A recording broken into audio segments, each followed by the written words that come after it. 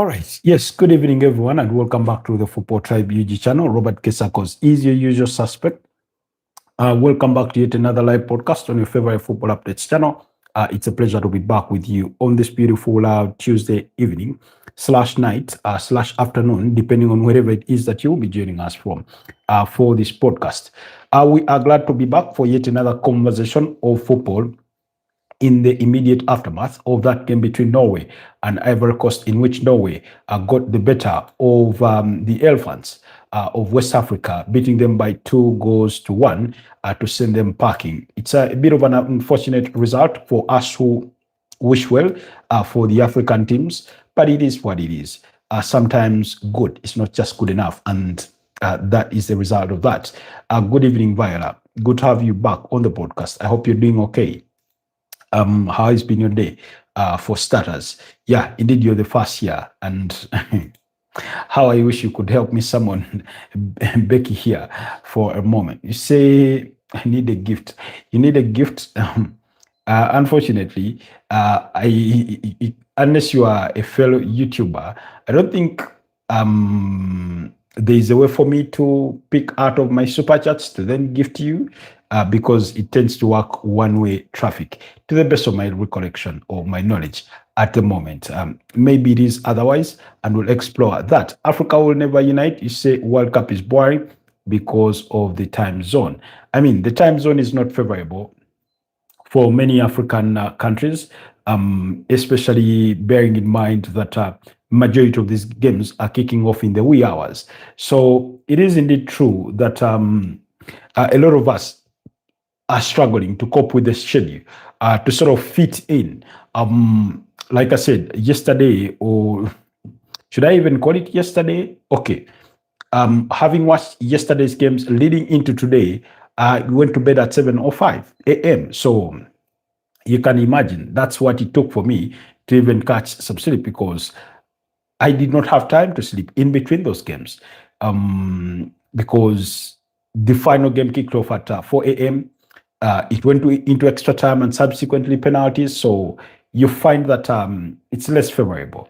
But that's because there's a sharp contrast, or a big time zone gap between us and over there in the United States of America, when you look at Mexico and Canada and that sort of thing. So basically, the hours may be more favorable a little for them in terms of daytime and early evening kind of broadcast or sort of news, in terms of when you can consider their own factors. But for us, it's not the same. It's not the same. I'll give you an example. There's a game that we were watching at 10, I think it was about 10 p.m., a 10 p.m. kickoff, and it was about midday for them. So you can imagine, you can see those are so many hours apart. Where it is 11:25 at the moment here in Uganda, it's 9:25 in the UK, and it's 10:25 in Rome. Possibly the same in Berlin for German. For Turkey, it's 11:25. So we're not the only ones that are being affected by this. But like I said at one point, it is a kind reminder of perhaps what the American football fans have to go through when it comes to league football. I remember a couple of years gone by, I was having an interaction with an OB of mine, old boy, or former student. And he was telling me how he had to wake up at 1 a.m. in the night to watch an Arsenal game. So basically, we're simply getting a test of, quote unquote, for lack of a better word, our medicine. For we who love perhaps these European League, football games that much, that for them who also have the same urge to follow them, to watch them, they sort of find themselves in that sort of space, where the hours are quite not favorable in terms of kickoff. But it is what it is. We cannot dwell on it so much. We can only live with what we have. We can only play the hand we have been dealt with. So anyways, without wasting any further ado, let's get into that game between Cote d'Ivoire and Norway. But before we get to it, briefly, there's a game coming up. That's a game between France and Sweden. That's the other game of the round of 32, kicking off at exactly midnight. So you can imagine it's kicking off at 10 p.m. For those in the UK. And I don't know what time exactly it is going to be in and around the USA, where the game is going to be played. Okay, in terms of the starting 11s, this is how both teams have set up. France have Mike Maignan in goal. They have Jules Koundé. They have Dayot Upamecano, Jules Koundé at right back, Dayot Upamecano, William Saliba, and Lucas Digne, Tchouameni, and Adrien Rabiot are the ones starting in that central midfield, while Ousmane Dembele, Michael Olise, and Bradley Barcola will come in behind Kylian Mbappe, who is leading the lines. On the side of the Sweden guys, I almost called them the Swiss, and I remembered Switzerland is far different from Sweden. In terms of the Swedish, they have Widell Zetterstrom in goal. They have Victor Lindelof. They have Goodmanson. They have Laja Belek. They're playing in a back three kind of system. They do have Lucas Bagville in there.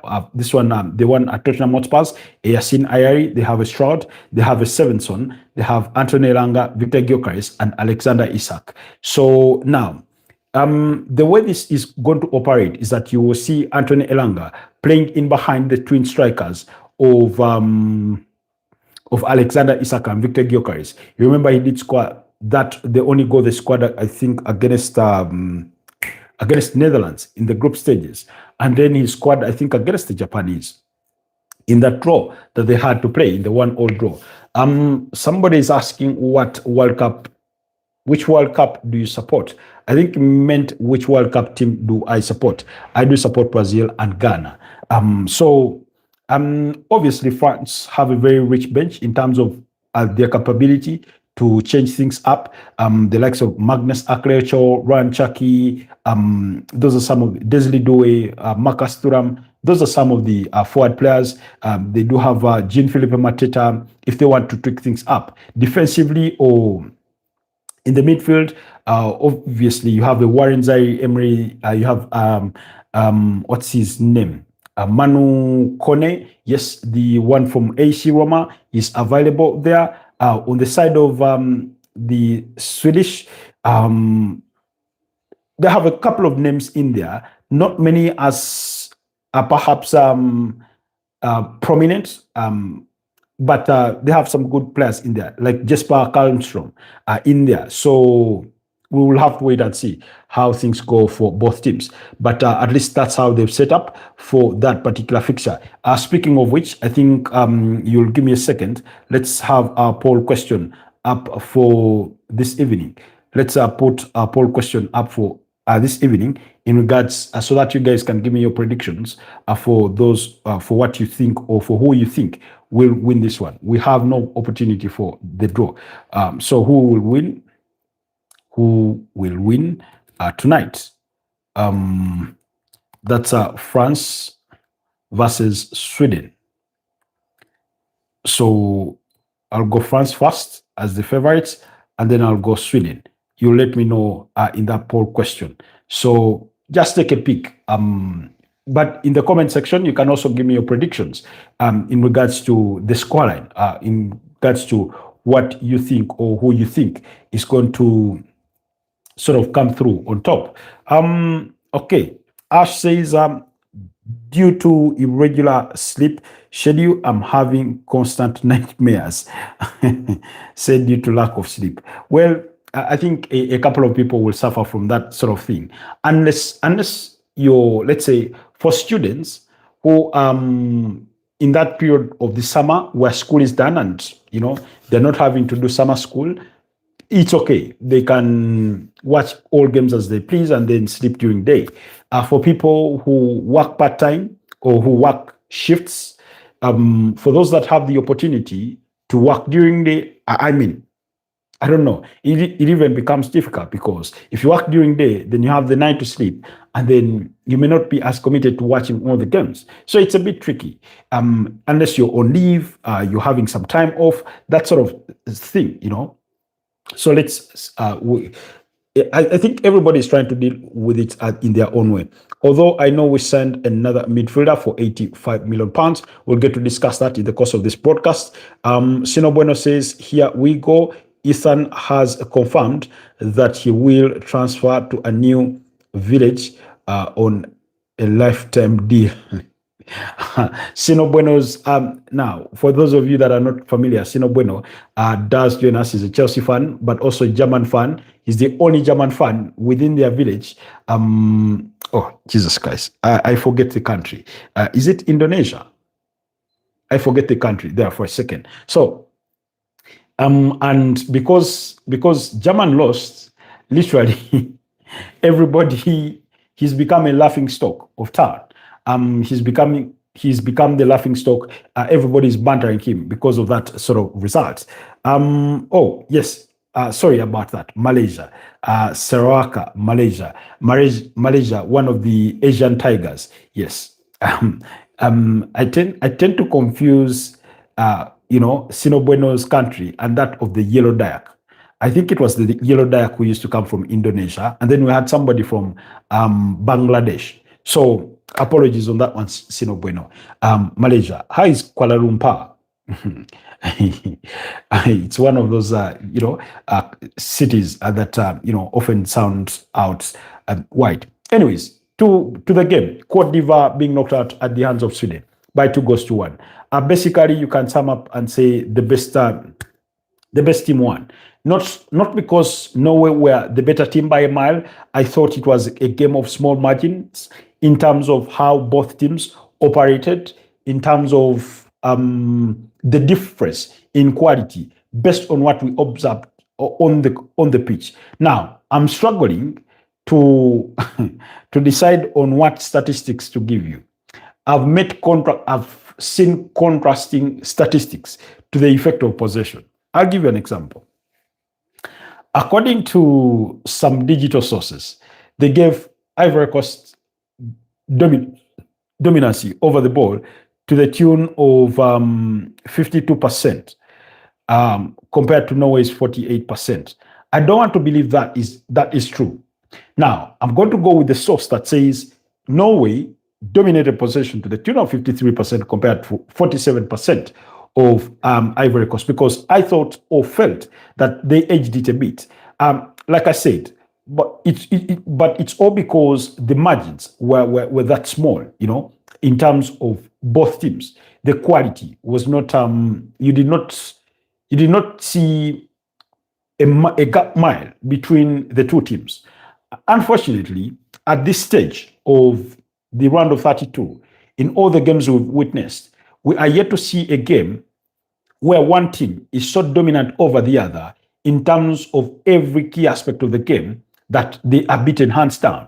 All games have been close. We have seen games go to penalties. In fact, I was hoping against hope that earlier game did not go to penalties. Like I've told you guys, I hate extra time. I dread it.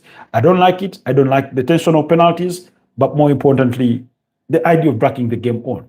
I just want these players to play it in no more time, 90 minutes, and we're done.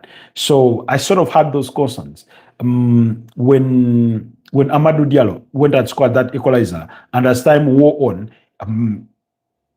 the anticipation of a goal seemed to be slimmer and slimmer. But we've seen some late goals in as far as these fixtures are concerned. We saw one between Morocco against the Dutch. Again, I think the Dutch scored through Cody Gakpo in the 72nd minute, and then the equalizer came in the 91st minute through Issa Diop. You remember when Canada were beating up against South Africa, the goal came in stoppage time. What's the goal scorer? Oh, I'm forgetting. But more importantly, we saw Paraguay against Germany. Again, okay, for those ones, goal came, I think, 42nd minute and 54th minute. And then we almost had a late goal that was ruled out. That was by Jonathan Tah. Then in this game, we've witnessed what passes for a late goal through Brad Erling Haaland in the 86th minute that then determines the game or decides the game. But Antonio Nusa's 39th minute strike, which was really, really brilliant, with Martin Odegaard providing his third assist at the World Cup, looked sublime. Now, oftentimes, it is rare that I find somebody to apportion blame when a brilliant goal is scored. And I do not want to sound that I'm apportioning blame, but I thought Ivory Coast sort of had a moment of lapse in concentration in terms of how close they should keep it tight, in terms of how they should narrow it down, in terms of closing down spaces, because that goal comes from recycled play.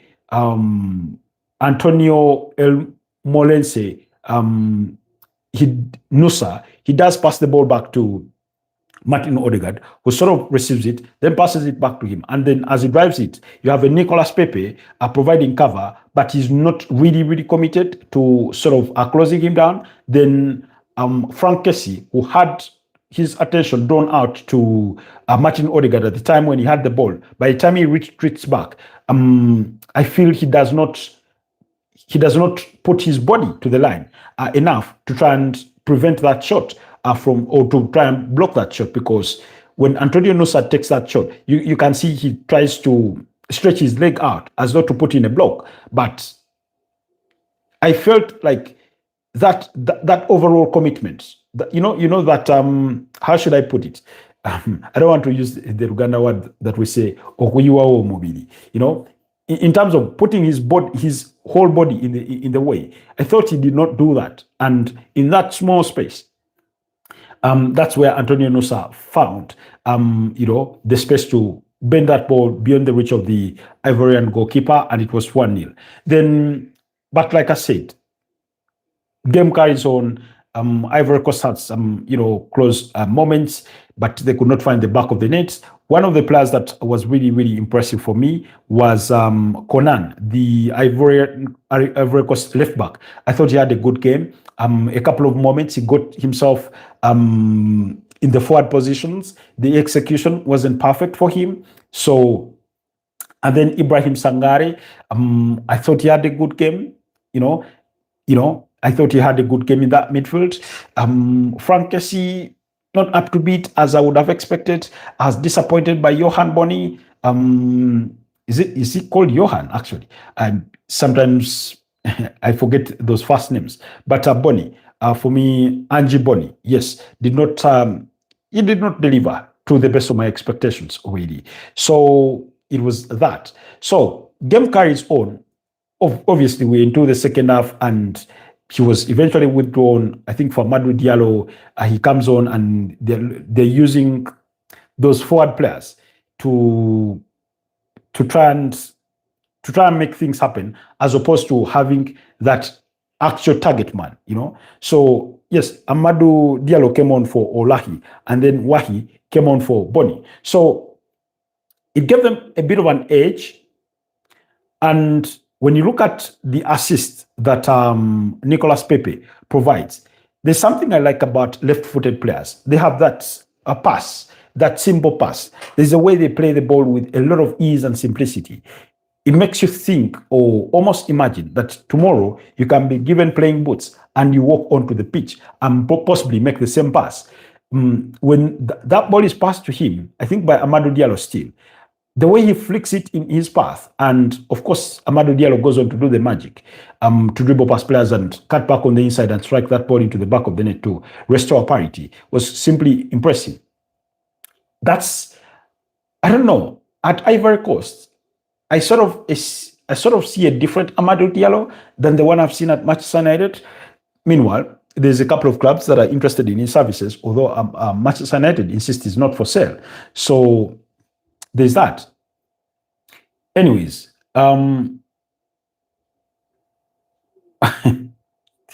Jesus Christ.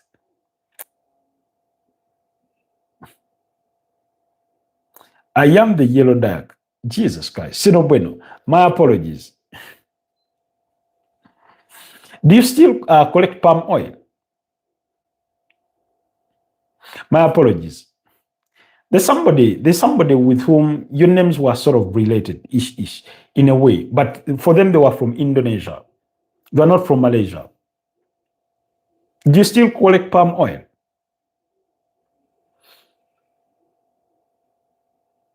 What time is it there? Ashman is asking. 11:42 p.m. Thanks for asking. So, guys, do not forget to vote on that poll question on who you think is going to win tonight's game. 5 votes cast. 80% of you seem to think that France are going to carry the day, and only 20% of you think Sweden will carry the day. That means it's 4 votes to 1. You know, but Sino Bueno.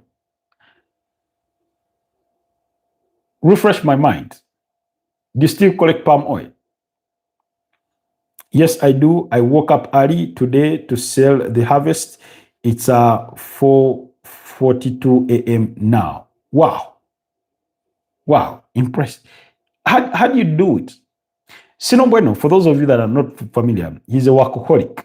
He works for, I think, the power plant in Sarawak, Malaysia, and he works Monday to Monday, like literally,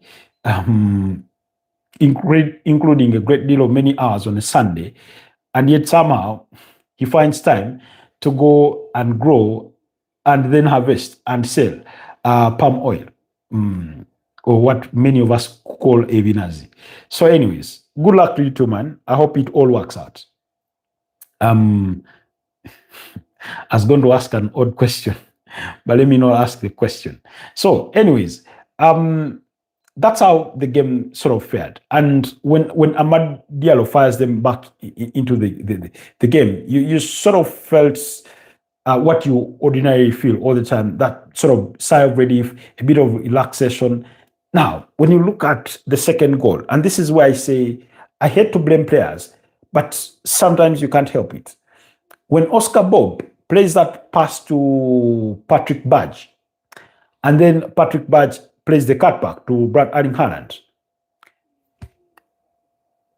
all 3 defenders are drawn to Patrick Badge.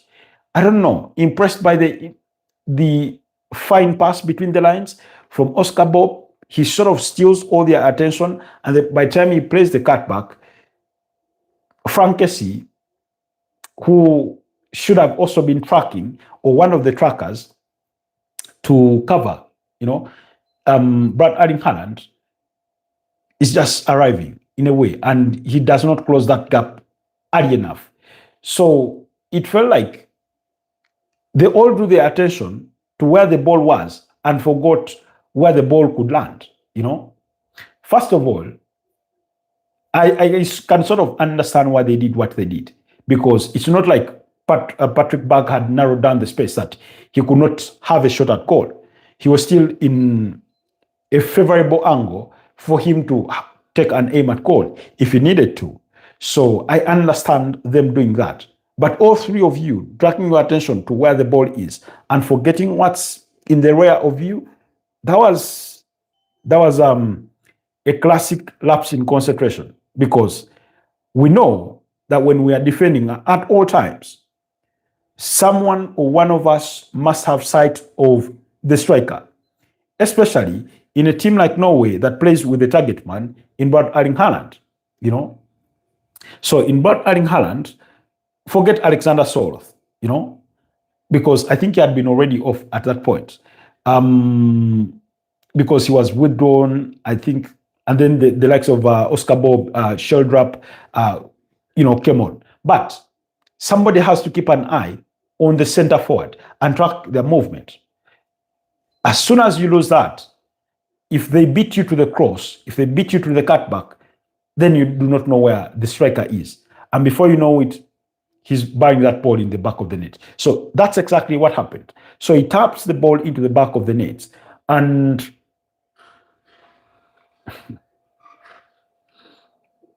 he taps the ball into the back of the net.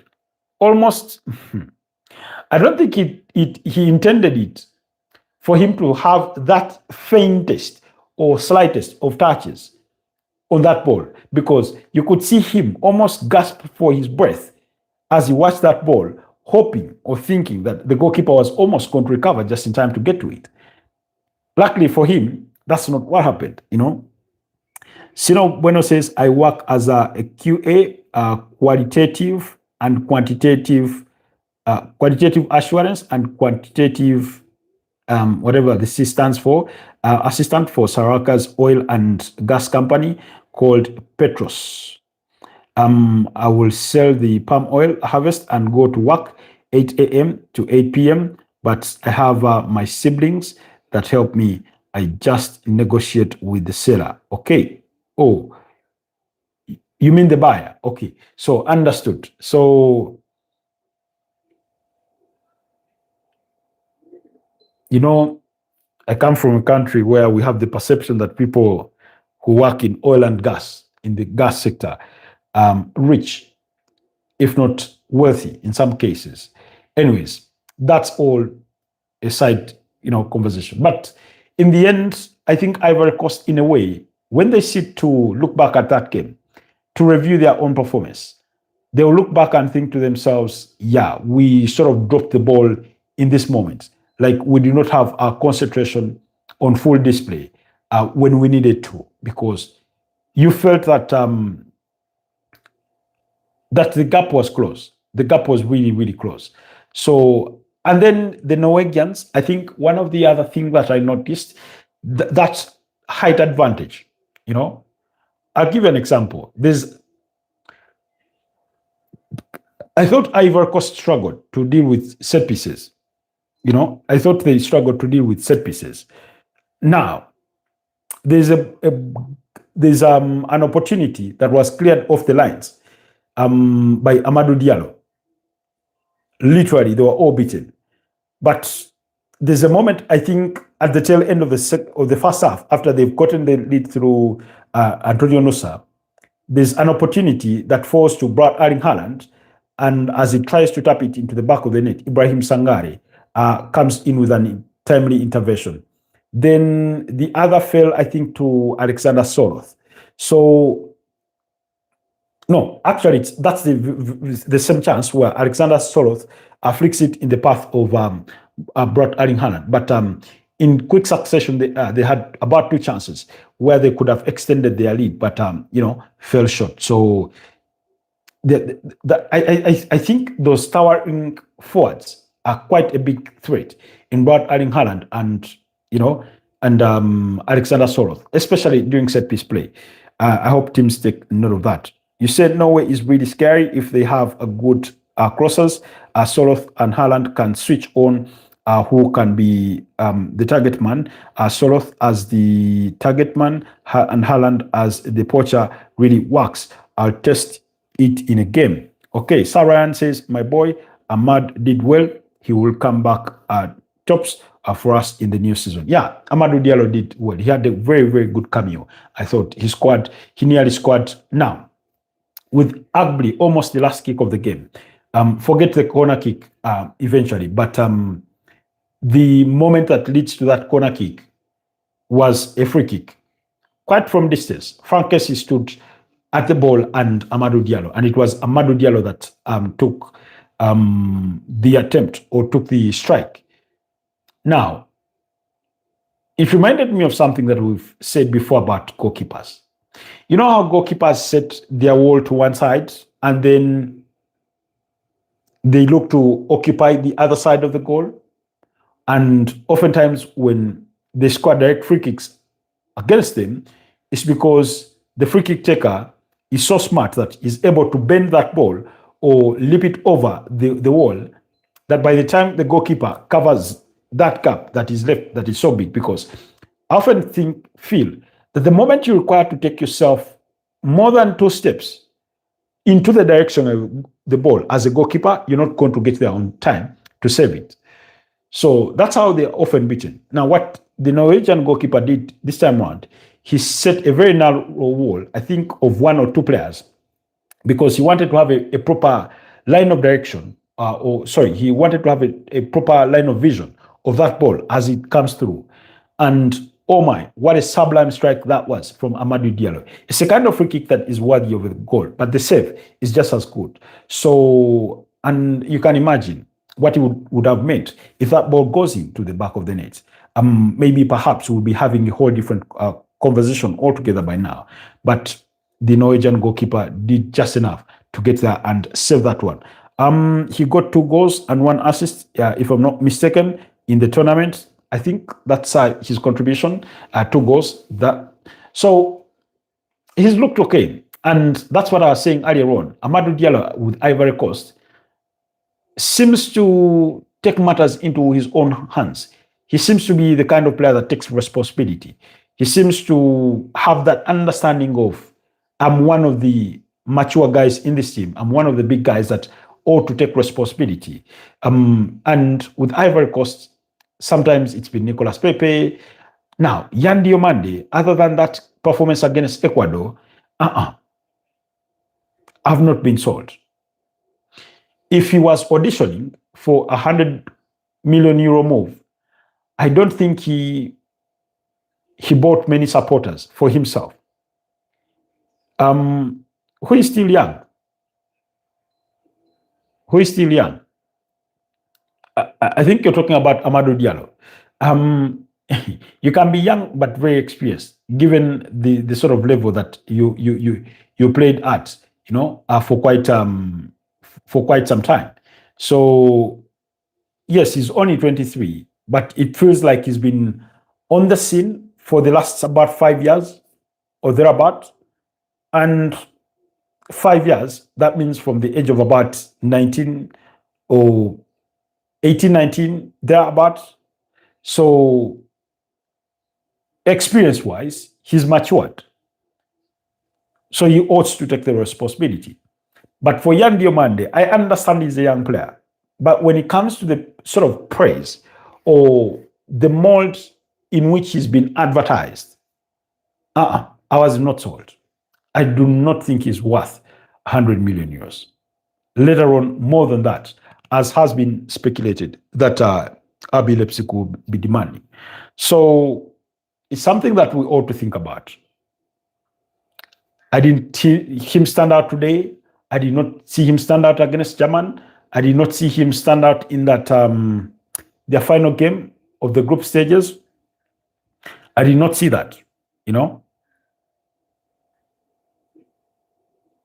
Yeah, that young guy is overrated. They act like he's a new Drogba, but he's, I'll not use that last sentence, but like the sort of hype, if I go to a restaurant and I eat a meal,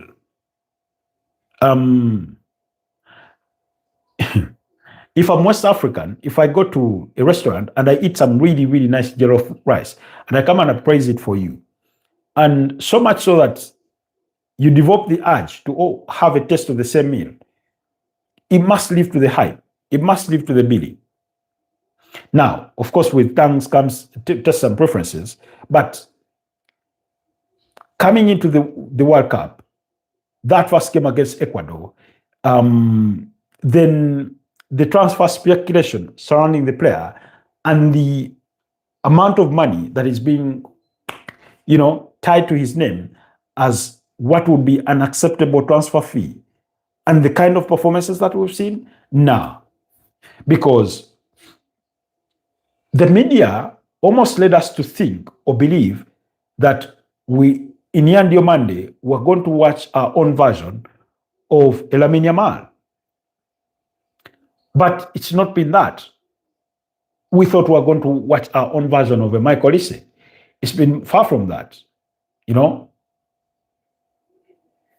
It's been far from that. So that was quite suspect. But anyways, we'll leave it at that and close the conversation. But Ivory Coast have been sent home. It's quite unfortunate. My preference would have been that they stay in the competition. But sometimes good is not good enough. You can't judge him on 2 games only. I'm not judging him on 2 games to say he's not a good player. That's not what I'm saying. I'm not saying he's not a good player. I'm simply saying he's not as good as advertised. You get the point? If I give you, look at it this way. The language used in hotels, 3-star, 4-star, 5-star. The media sold us the idea of a 5-star hotel, and we got a 4-star hotel. So that's where the disappointment comes from. If the media had sold us on a 3-star hotel and we got the experience of a 4-star hotel, our review of that will be different. So look at it in those terms. And I'm not trying to water down the player. The potential is there. The potential is there. He's good, but just not yet to the level that the media had sold us. Because we're talking about a player who has had one brilliant season, by the way, because he joins RB Leipzig last summer from Leganés, and yes, he's had a good season, fairly enough. I think about 12 goals and about 6 assists for RB Leipzig. Fair enough, for a 19-year-old coming out of Leganés. But when it comes to the growing recommendations that he's received, you'd almost be tempted to think to yourself that maybe your expectation should be this. And then, you see, if you have this expectation and then we give you this, you're going to be disappointed. But if your expectation is this and then you get this, then you're going to appreciate it more. Basically, that's how I can explain it, or what we've witnessed or experienced of him, So, okay, Africa Never Unite, you say people who scout players are not dumb. The advertisement is right. His fast dribbles, strength, goals. I mean, I did not see that, And I'm not saying, like I said, I'm not saying the people that have scouted him are wrong. It's not the first time we've seen a young player be hyped up, because we've seen the stories before. And I'm not trying to say he's not going to succeed or he's not going to be the next greatest African player, or the next Mohamed Salah, or better than a Sadio Mane, or whatever you may think of it, that he's going to punch above his weight to hit the heights of Yaya Toure, Didier Drogba, his fellow countrymen, their respective positions notwithstanding. People who watch the Bundesliga know him. I have had an opportunity to watch him in Bundesliga games. I've had the opportunity. And particularly, one that I watched him was a 2-2 draw that comes quickly to mind, was a 2-2 draw between Borussia Dortmund and RB Leipzig.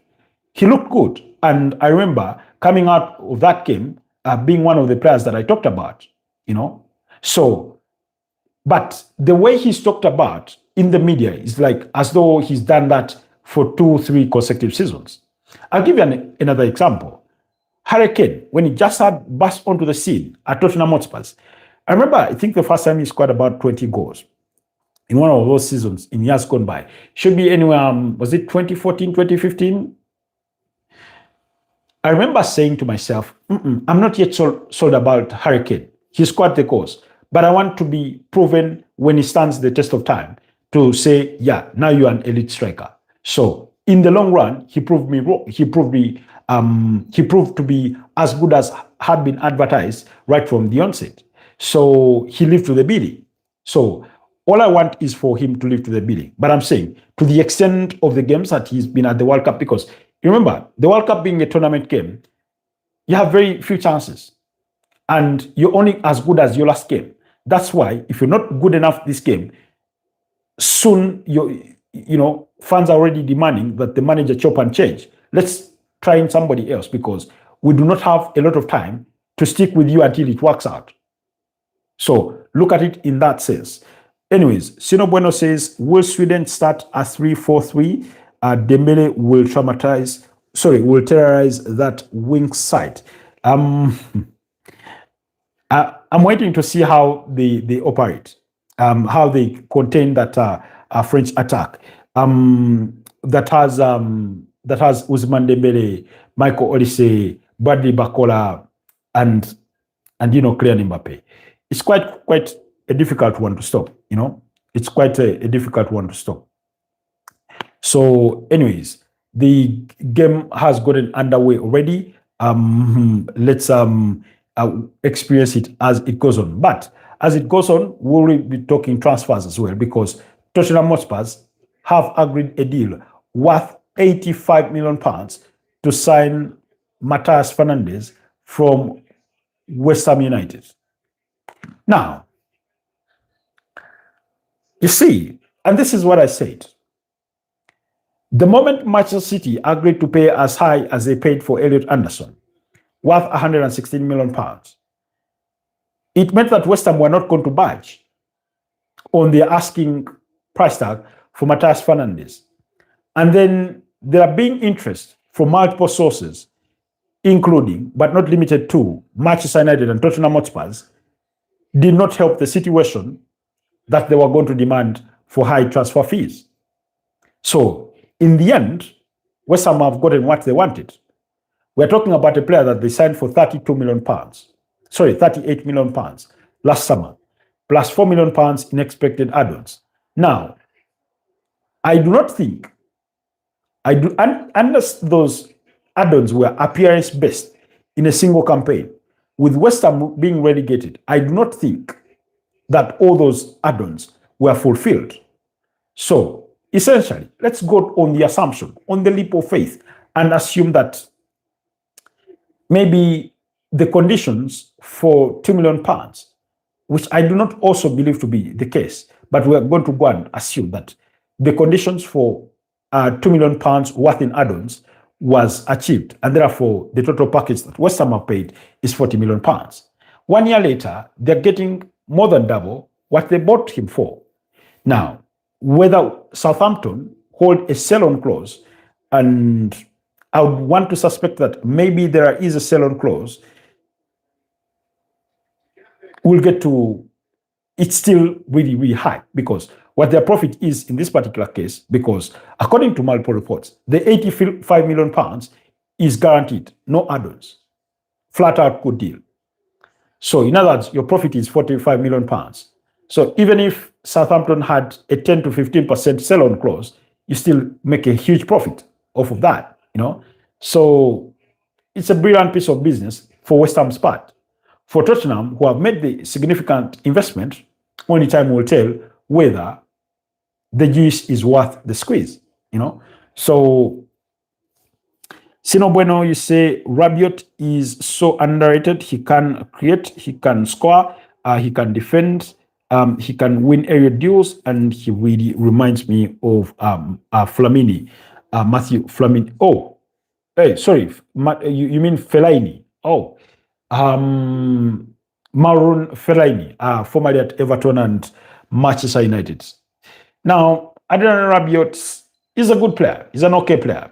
Currently playing for AC Milan. Had a stint at the likes of Juventus.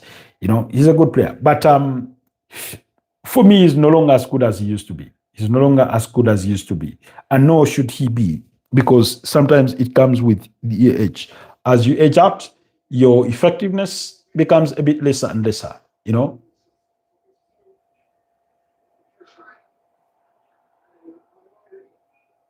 France will have to worry of the pace of Anthony Elanga. He's quite a pacey player. He's quite very athletic. Ball nicked off of him. What a beautiful pass from Olise.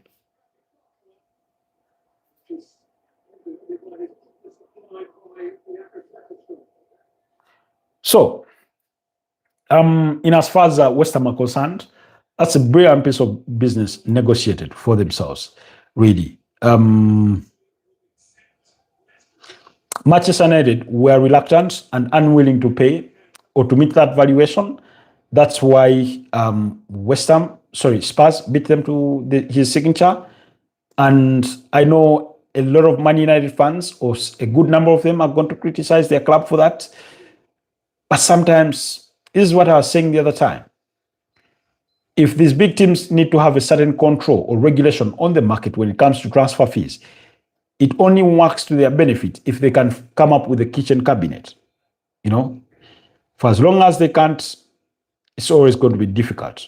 But yeah, David Austin broke the news saying Tottenham had won the race to sign Matthias Fernandes from West Ham United. Spurs submitted highest proposal, believed to be £85 million guaranteed for the 21-year-old West Ham midfielder, opted to join, Spurs. And now, the interesting bit is, according to Ben Jacobs, Spurs view the Sandro Tonali deal as separate from that of Matthias Fernandes. The idea is to sign both in the same window. Manchester City are the other club tracking Sandro Tonali. Man City also want a second midfielder after landing Elliot Anderson. So you can see. Now, I do not know the full extent of the options that Manchester United have on their shortlist, but we've discussed before that they had Matthias Fernandes as a priority target. They have Sandro Tonali as one of the targets. They have Chouameni as one of the targets. They have Bruno Guimaraes on that list, so I've had. And who is the other? Mm-mm. I'm forgetting the other option, but I feel there's one more option to add to that list. So now Matthias Fernandes is gone. So he's no longer an option for Man United. Then, still in regards to transfer news, an exclusive from BBC Sport, according to Sami Mokbel, he did say PSG forward Bradley Barcola is viewed as an alternative target to Morgan Rogers in Arsenal's view or move for an attacker. Rogers is the key target, but the Gunners are going to be watching Barcola tonight against Sweden. So now, I've said before, for me, I would choose Bradley Barcola over Morgan Rogers. But that's just my opinion. Now, Aston Villa, according to multiple reports, value Morgan Rogers at a fee of about £130 million. That's quite high. Now, surprisingly, and I know this is intended to maybe perhaps try and upset the market or to try and set a certain tone within the markets. PSG do not want to sell Bradley Barcola. That's true. They want him to sign a new contract, even though they are in pursuit of Magnus Aklecho and Yan Diomande. If I'm any one of those players, if I'm Bradley Barcola, I'm thinking, I've already not been getting sufficient playing time, with the availability of Desiree Doué. How about if we add on Aklecho and Yan Diomande? I do not know where that will put me in the pecking order. But also, that notwithstanding,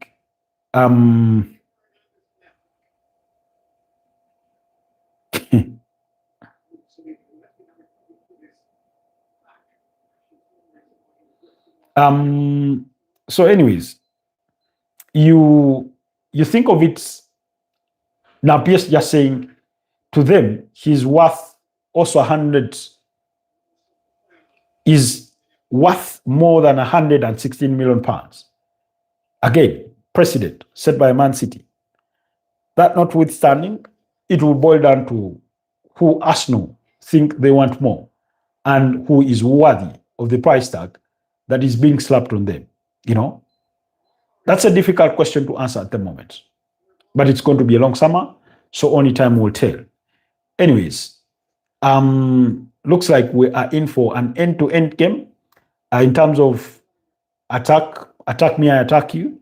It will boil down to who will be more effective in the final third on the opposite ends of the pitch.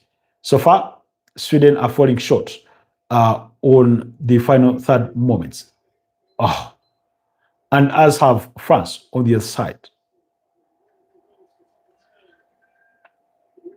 Meanwhile, Didier Deschamps is returned from his compassionate leave. He lost his mother during the course of the World Cup. And then, very unfortunate, then yesterday, Cody Gakpo was mourning the passing of his unborn son. Arsene Charles Wenger is here in the stands witnessing the beautiful game.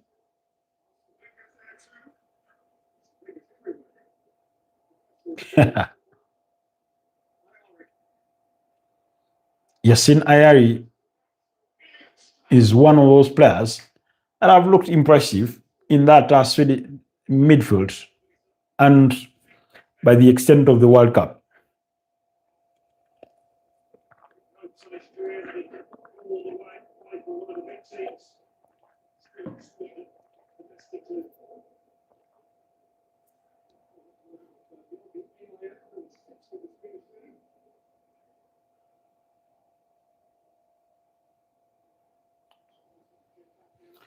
Martin Odegaard led the celebrations of the Norwegian team, whose last appearance at the World Cup had been, I think, in 1998, where they did not even make it out of the group stages. Now they return and made it out of the group, knocked out Ivory Coast and into the last 16. He led the celebrations. They bring out a drum, and then he, as captain, he leads the drumming as the team, and it's sort of technical backroom staff lead the celebrations of the Vikings. In that celebration of the canoeing. For those of you that have watched the series Vikings, you remember when they were going out there for their adventures, and they were, taking those boats. Floki being the main architect of constructing or building boats that they used in their respective adventures. You know.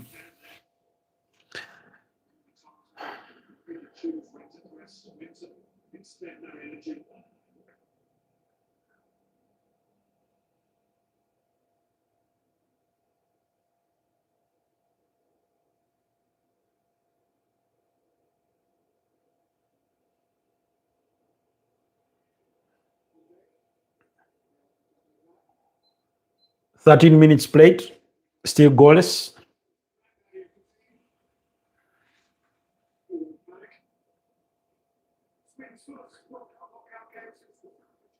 Oh.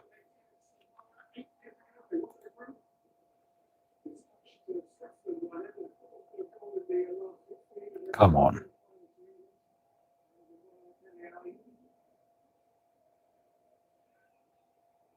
Come on.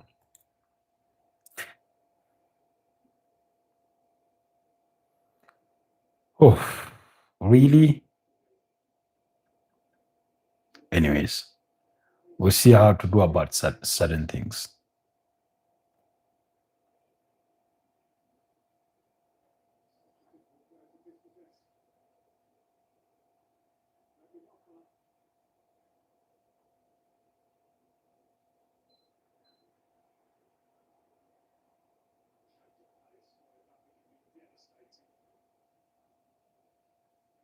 Lucas Digne.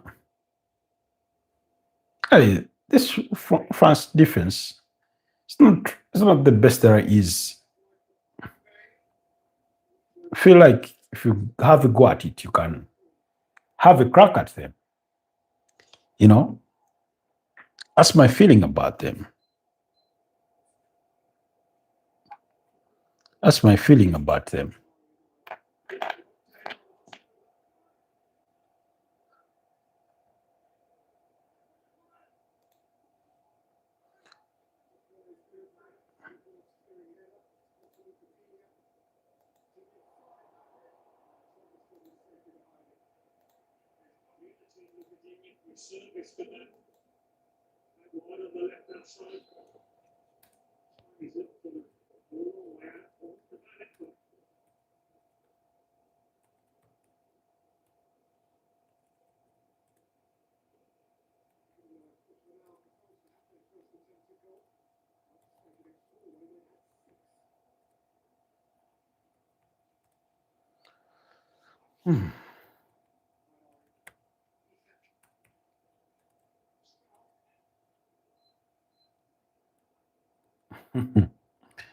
Oh,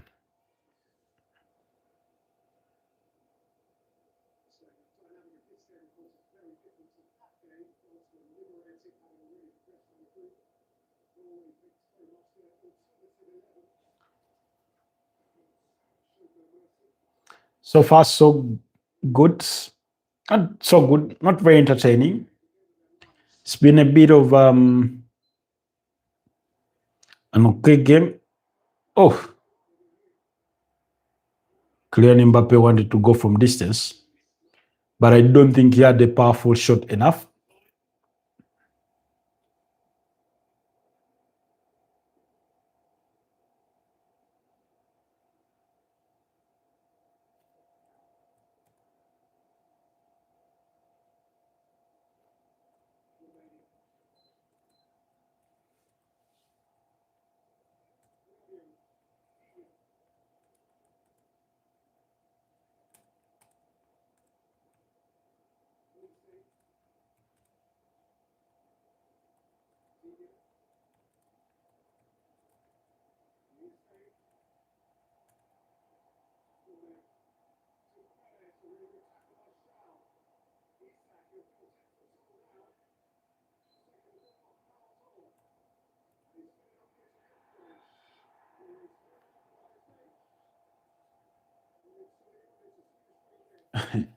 William Saliba is up against his Arsenal teammate in Victor Gyökeres.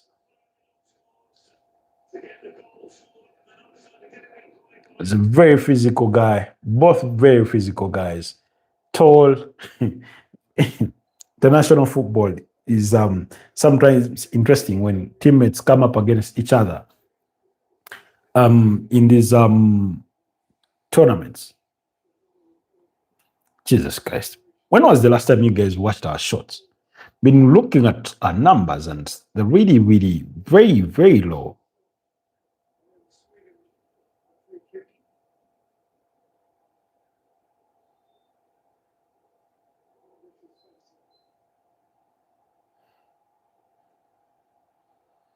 You know? Uh-oh. Could not bring that one under his control.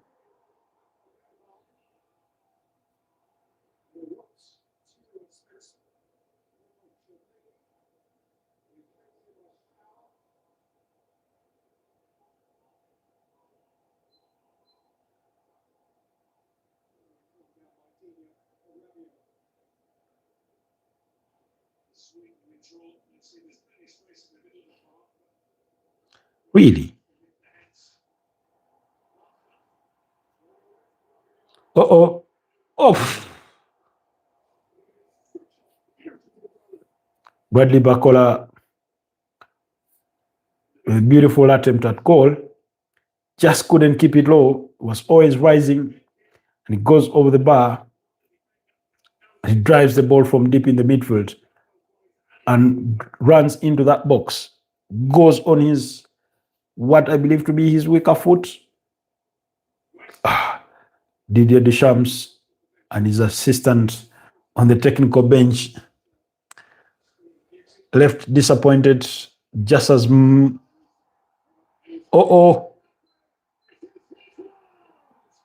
it's a goal. Kylian Mbappe scores, but it won't count. It won't count.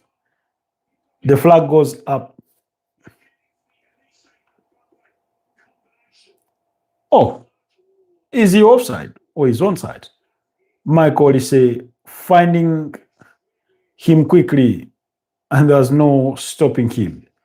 I think it will be reviewed. It looked a bit close, but you can't play that defensive high line. It was offside indeed. You cannot play that high defensive line against a very athletic French forward line. First of all, you have a Michael Olise who can pinpoint a pass. You have Dembele, Kylian Mbappe, and Bradley Bacola, all really, really fast players, you know.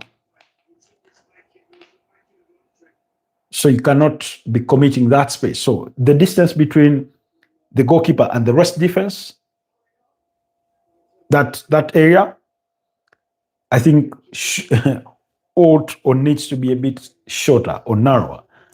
Otherwise, unless you have the pace to recover, which oftentimes center backs do not, it may be a very, very long afternoon. My colleagues say protesting, getting that foul, or losing that duel to Yassine Ayari in midfield.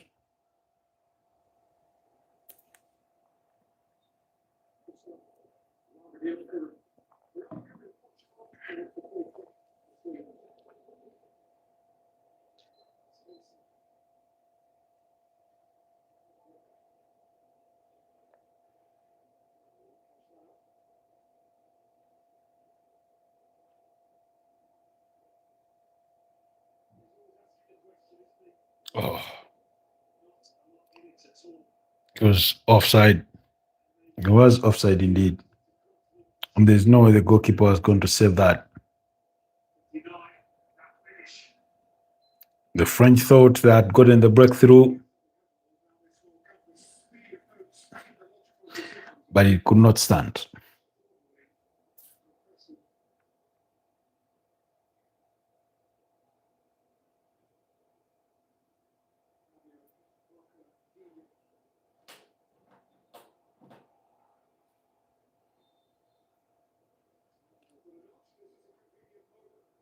Time for the hydration break.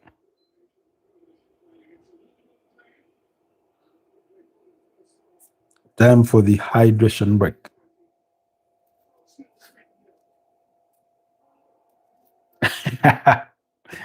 Ah,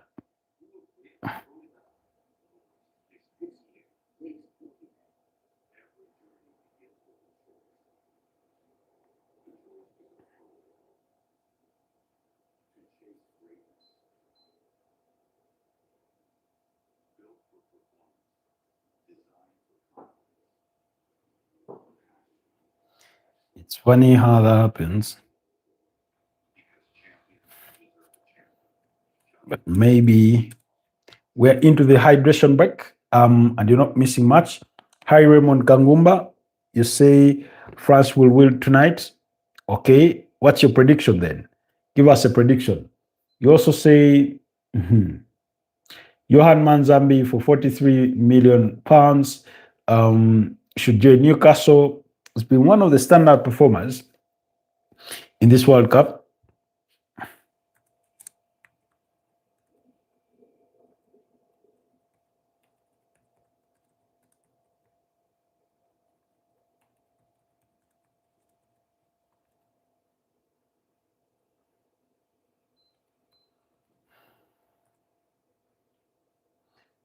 Could be the case. But yeah, but Newcastle are more interested in Felix Mencha than they are in Johan Manzambi. But let's wait and see how things will go in that regard.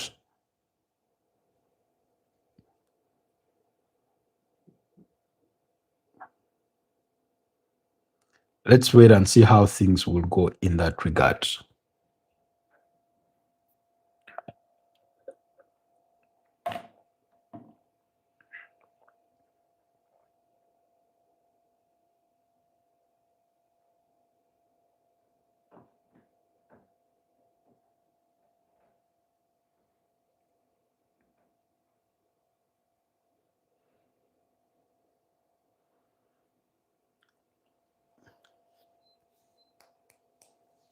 What stadium is this?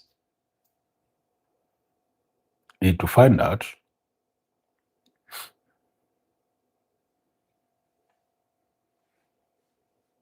Kylian Mbappe.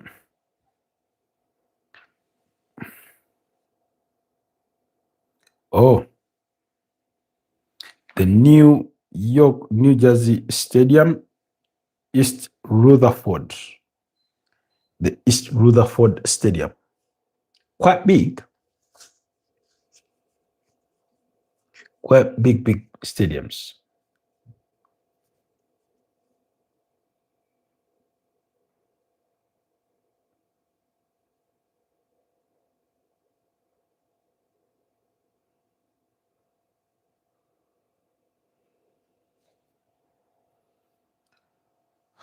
Oh, start tripping. According to online predictions, is a 68% chance for France to win, 21% chance the game goes into extra time, and 11% chance Sweden to win. But you know,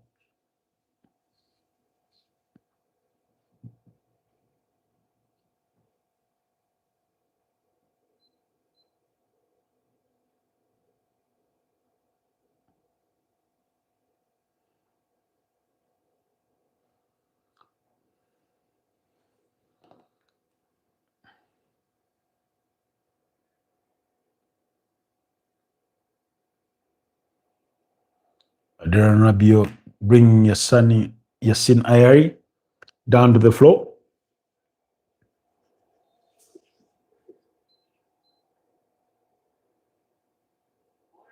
Oh, as brilliant.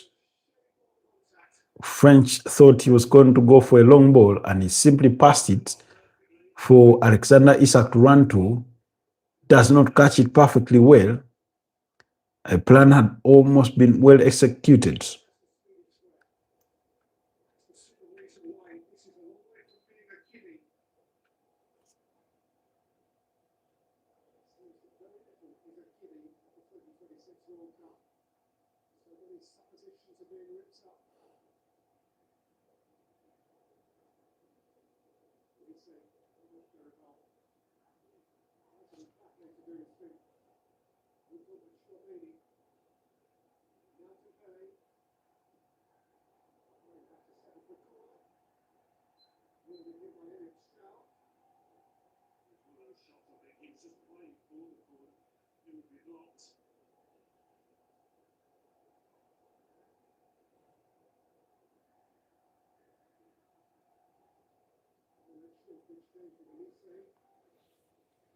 Shimi says, hi, I'm still thinking about that Nosa goal. What a goal it was. It was a beautiful goal. Quite really, really beautiful. I think one of the standout goals of the tournament thus far. One of the standout goals of the tournament thus far, to be fair and honest.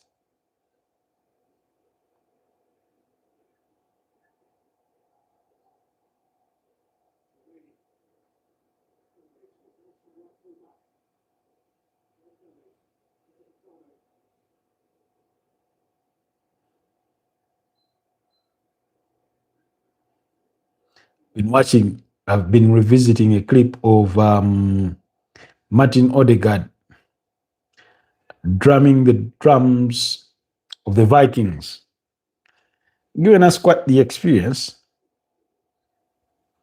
giving us quite the World Cup experience. South Africa gave us Vuvzelas.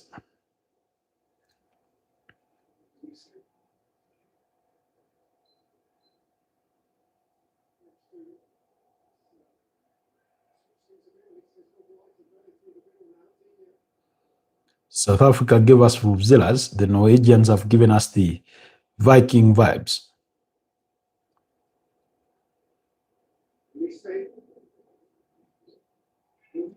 Oh. Macaulay floated in quite a decent ball. That dangerous area. Oh. Adrian Rabiot forcing the Sweden goalkeeper into a very highly needed foot save.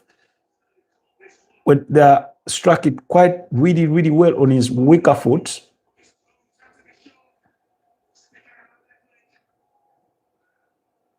Michael Olise with the corner kick. Here they come. The best of deliveries.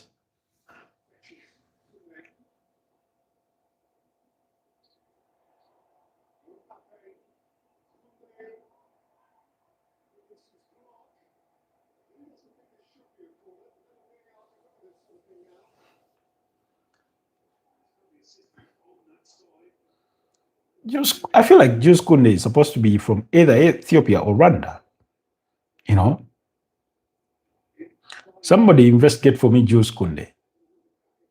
That's the looks of our neighbors from Ethiopia. And it's a goal. Oh, how did that not go in? How did that not go in? From Kylian Mbappe.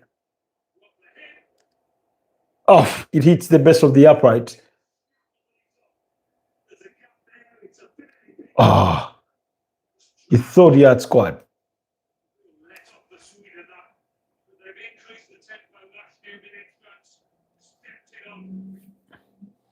France are turning on the hits. German is eliminated. Oh my God. Yep. That's from John Snack. That happened yesterday. Paraguay sent them packing. Now the French want to mastermind the sending home of the Swedes. not the Swiss, Swedes. Dembele has yet to shine in this game. Oh, Adrien Rabiot trying to go from distance, and his attempt was quite decent, just rising a bit over the bar. Oh, Kylian Mbappe's attempt hitting right the upright. They may need a little bit of more luck. Odegaard played really well. He's a very creative player. Yeah, he's that. Yeah, I want to see Arsenal deploy him as a number 8, not as a 10. I want Arsenal to play with a single pivot of a Declan Rice, Zubimendi, whichever they want to choose, and then Odegaard as an 8. I want to see him operate in that role, and I see. I know with Sweden he plays with a double pivot behind him still of Sander Berge and Patrick Berge Patrick Berge. But I want to see him operate as an 8 and we see. I feel you can make something out of him.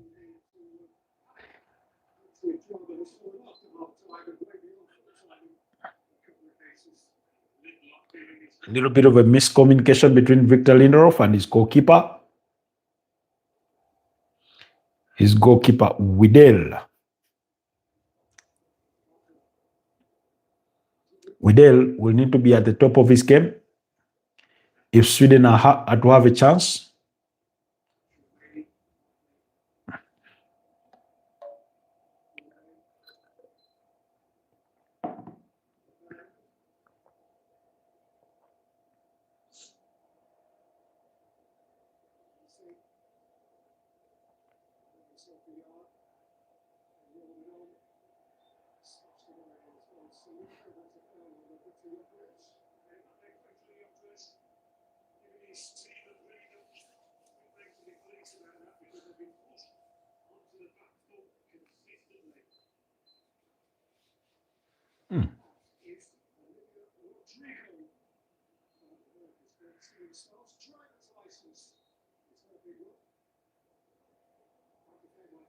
Some pretty ladies on the screen.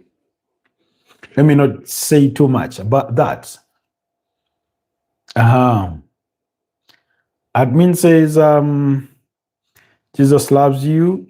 He died on that cross for each and every one of us to set us free from sin and defeated death and rose again on the third day. Amen to that. Oh.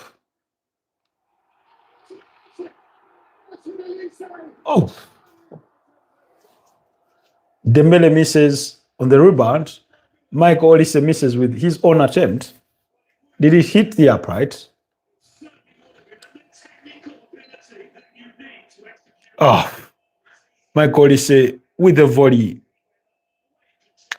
Come on. I should be hitting the back of the net, but it does hit the base of the upright.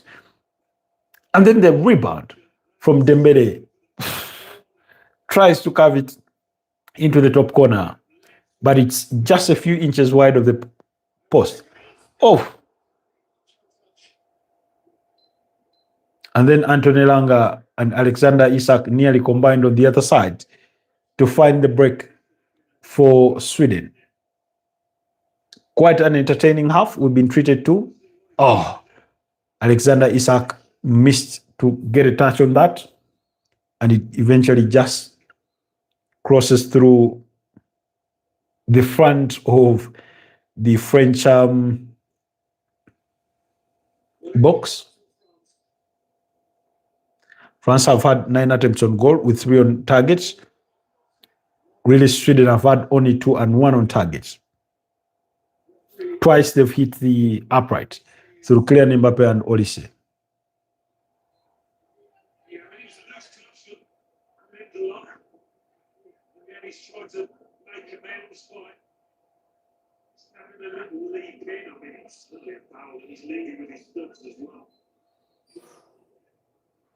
FC Spike Gaming says hi. Hi, Spike Gaming.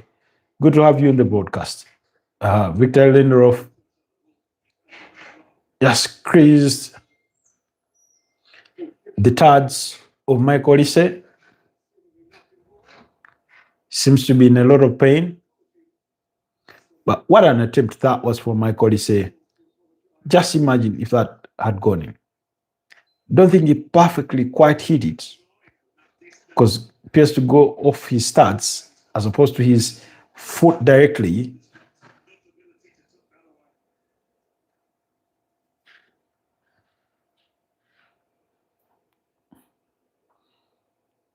You say Croatia versus Portugal, sad game for Madrid fans. Either way,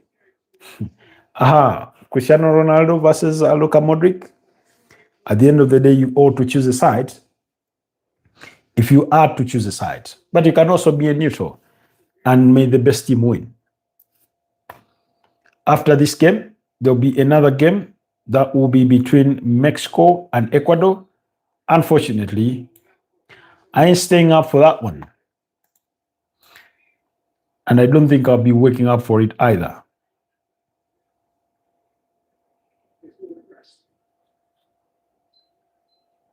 I don't intend to.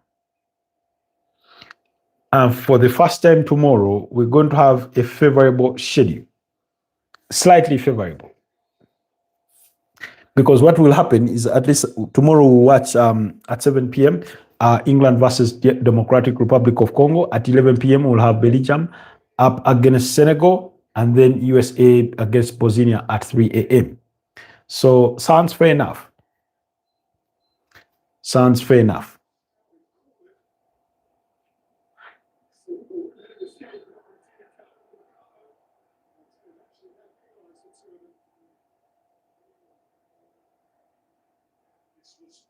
Michael Olise floating in that ball. That Upamecano putting his head to it. More like hit his head than him hitting it.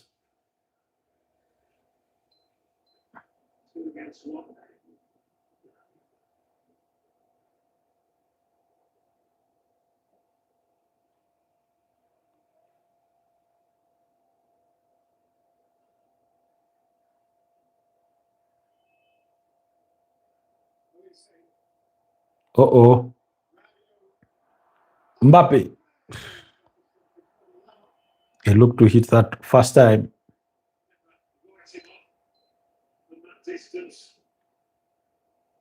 He looked to hit that first time, but it was straight at Windel. It was straight down to the Sweden goalkeeper.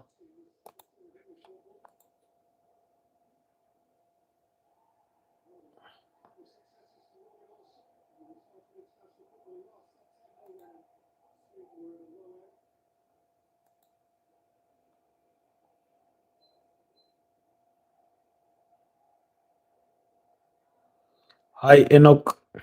How are you doing, my brother?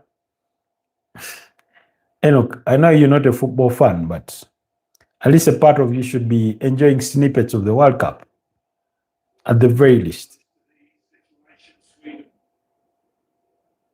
Yasin Ayari up for this one.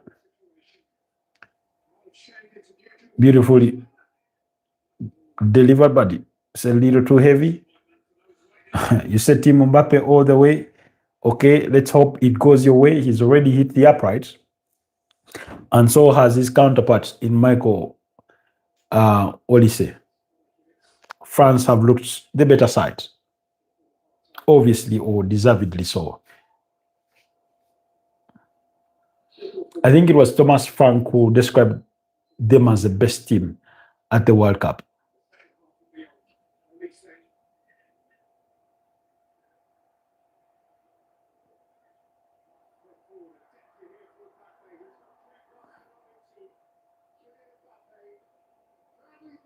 Oh, Bradley Bakola's cross goes begging. Oh, Michael Olise puts his attempt wide. You can see the desire, the effort from this French side. Wanted to call that one, just could not get the perfect curve to it. Oh, not so far away either.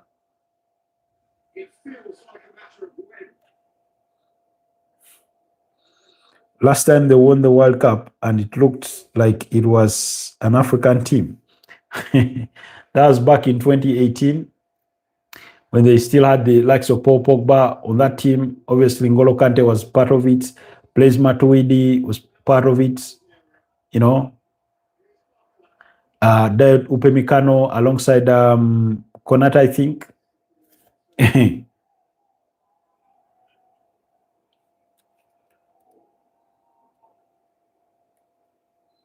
So it was a good team.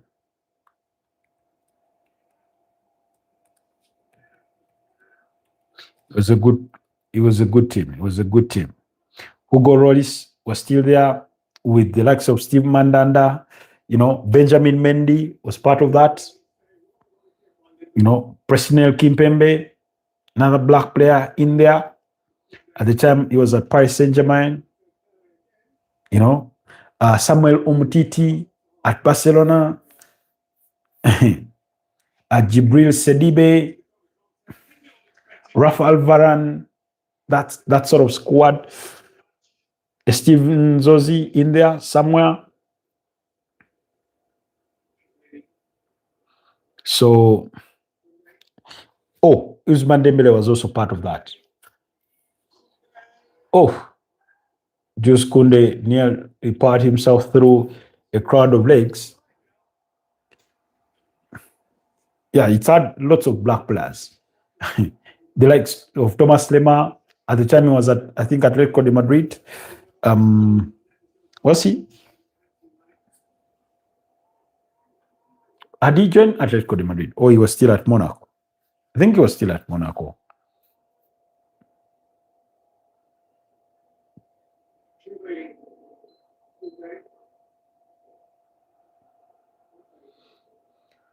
France, here they come again, asking all the right questions.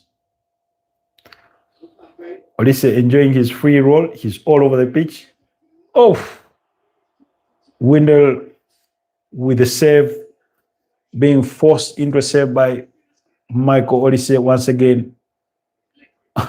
The more you watch him, the more you understand why Real Madrid want to break the bank to sign him.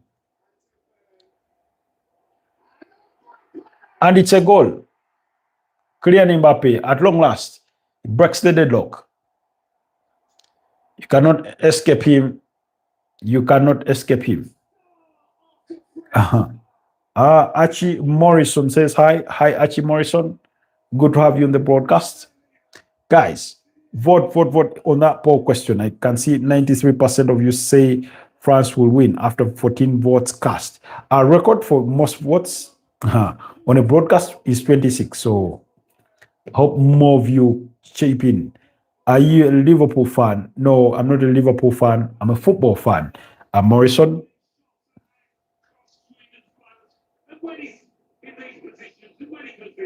Michael Olise combining with Ousmane Dembele and Kylian Mbappe. That tiny little bit of space is all he needed to put it beyond the reach of Windel. A goalkeeper could only watch it hit the back of the net. What country is this? Nigeria? No, I'm from Kampala, Uganda. Archie Morrison. Small landlocked country nestled somewhere in the East African part of the continent, with Kenya, Tanzania, South Sudan, DRC Congo, and Rwanda as our immediate neighbors in different directions. So we're somewhere nestled in there, also dubbed the Pearl of Africa. I prefer to put it for you guys in the comment section. So that's where I'm from. How did they miss to restore parity in these final minutes of the opening half? FC Spike Gaming says France is winning the World Cup. OMG. Well, it's far from it. We're only still at the round of 32. Come on. Should be doing better from that distance. Should be at least hitting the target. I've never been to Uganda. Well, you're welcome to visit anytime. What What part of the world are you joining us from, Archie Morrison? What part of the world are you joining us from?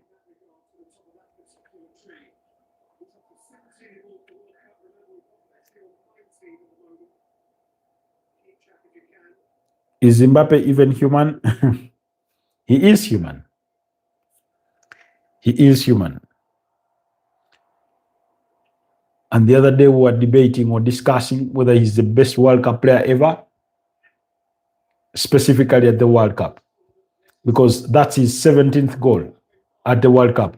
And this is only his third World Cup. Oh, as a shot for a penalty by Anthony Langa, but he was already judged to be in an offside position.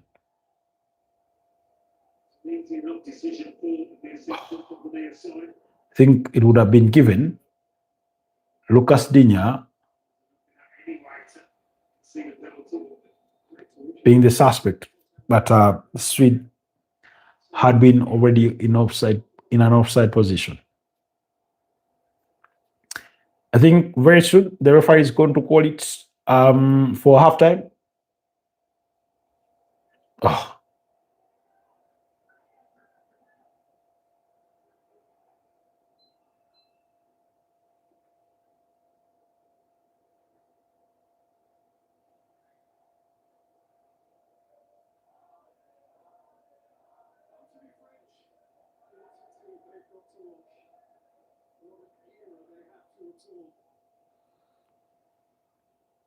You say Mbappe is a good player, or has been? Well, a lot of people criticize him and ask whether he's a problem at Real Madrid. I oftentimes beg to differ.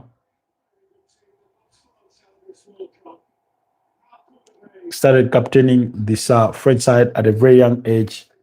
Just imagine if Michael Olise had chosen to play for England. What a player they would have had on their hands. You know?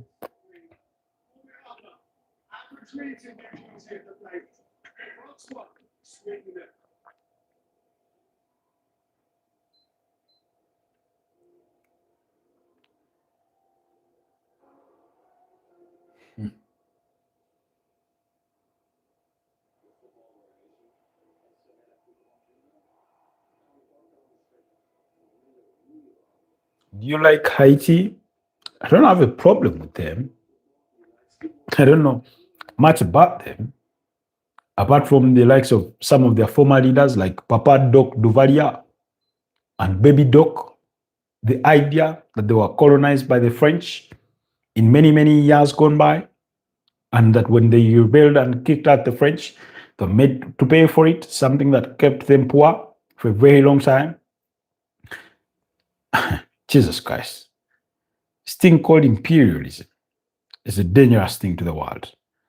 Mbappe passing has been great. Looking forward to the second half. Yeah, it's been an excellent first half. To be honest, we've had it all. Although there's only been one goal in that game, I feel it's a game that should have given us more goals than just one.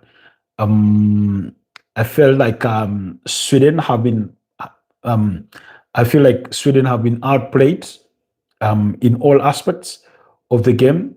They've tried to defend, but France have tried to explore different avenues of having a crack at this.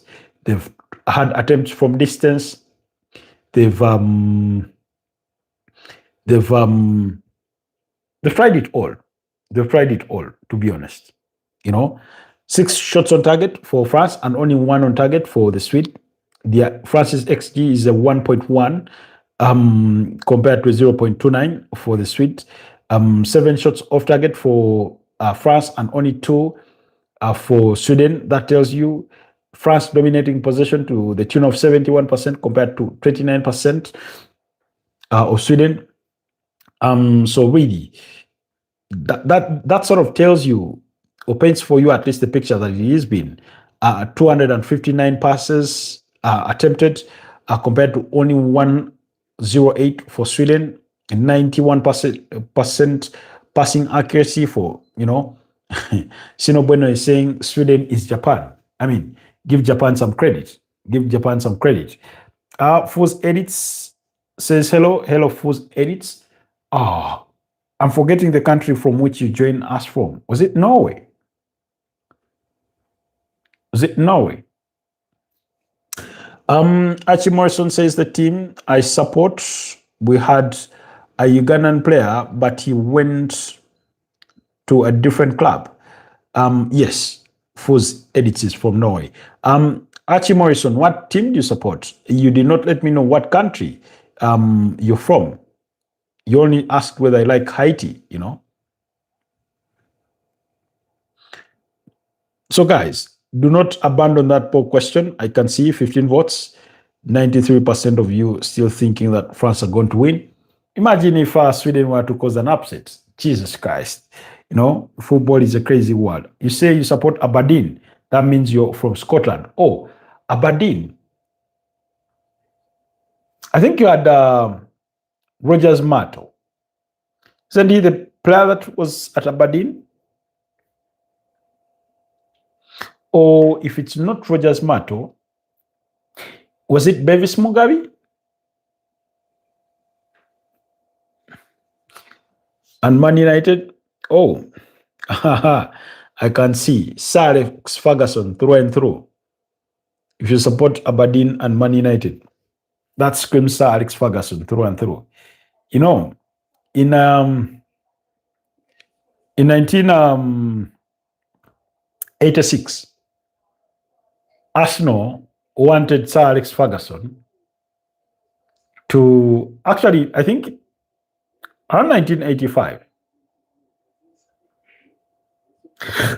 Arsenal wanted Sir Alex Ferguson to join them as their head coach. But the Scottish national team manager, I think, had either passed on or stepped down, that he had to juggle two jobs, being the Aberdeen manager and also the Scotland. And he wanted to wait until the World Cup. So eventually, Arsenal stepped away. Initially, they had offered the job to a Barcelona head coach. They had initially offered the job to a Barcelona head coach. So, and it did not work out. It did not work out. Like, the guy declined, I think, the job at the time. Terry Venables, yes. They had initially offered the job to Terry Venables. So when Terry Venables declines the job, they then offer it to Sir Alex Ferguson, who was at Aberdeen at the time. And this was in 1986, in March, around March, that period. So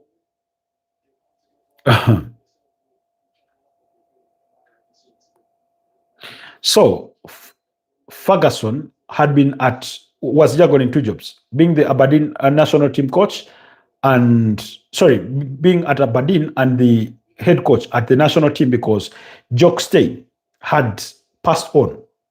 So when he declines, that's when they turn their attention to George Graham, who eventually is appointed around, I think, May 1986, you know? So anyways, let's see. Elvis Bomono, he is called. Oh, okay, Elvis Bomono. You say Scott McTominay. You say I am a fan. Fuzzy Edit says I support Manchester United. Okay, I'm a Ronaldo fan. Scott McTominay. Then Archie Morrison says Elvis Bomono. He's called. Okay, thanks for that clarification. What club did he go to after leaving Aberdeen? Why did you escape out of the jungle? That's Jeff G8Z. Isn't Bomono still an Aberdeen player? Not particularly too sure. Like I keep saying, sometimes I come to learn from you guys. So indulge me on that one. Archie Morrison. So Jeff, I don't know what compels you to give us your unsolicited, unkind comment, but it is what it is. It is the world we live in. I can't stream. You know what? What do you mean you can't? You can't stream? What do you mean you can't stream? Who's edits? What do you mean you can't stream?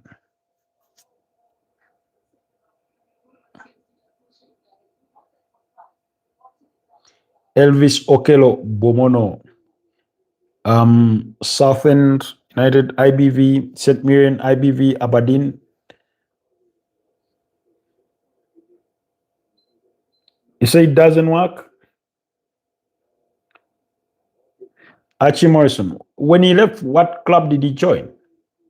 So maybe remember, for you to stream, you need 50, at least 50 subscribers.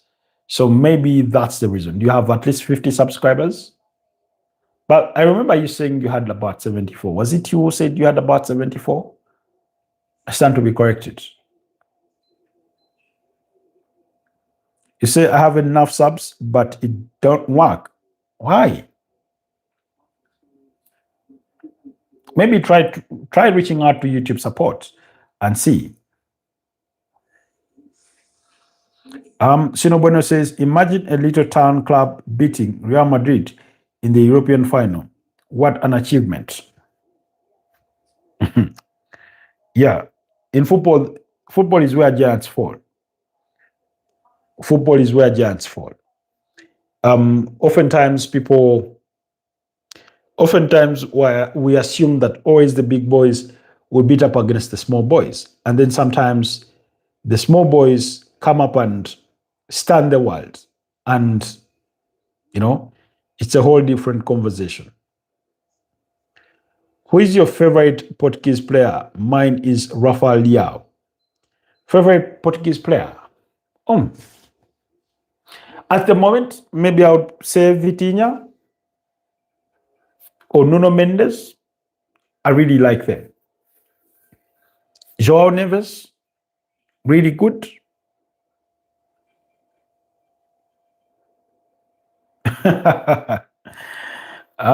Sino Bueno, I see where you're taking this conversation. I know a big club from London that can't win the UEFA Champions League final. At least you know that they are a big club.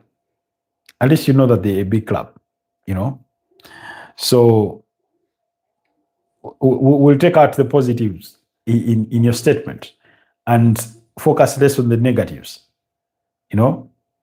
At least you acknowledge they're a big club. Are you talking about us, Spurs? Now, he's not talking about Spurs. He's talking about a team that caused him to tint his hair red. Fused says, I love Ronaldo.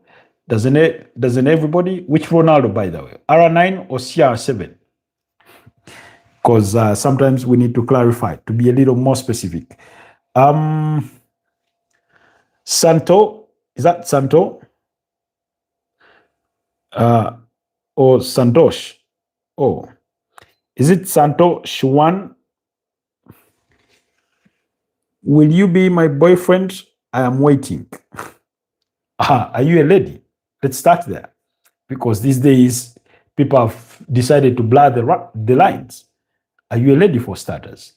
Let's start with that.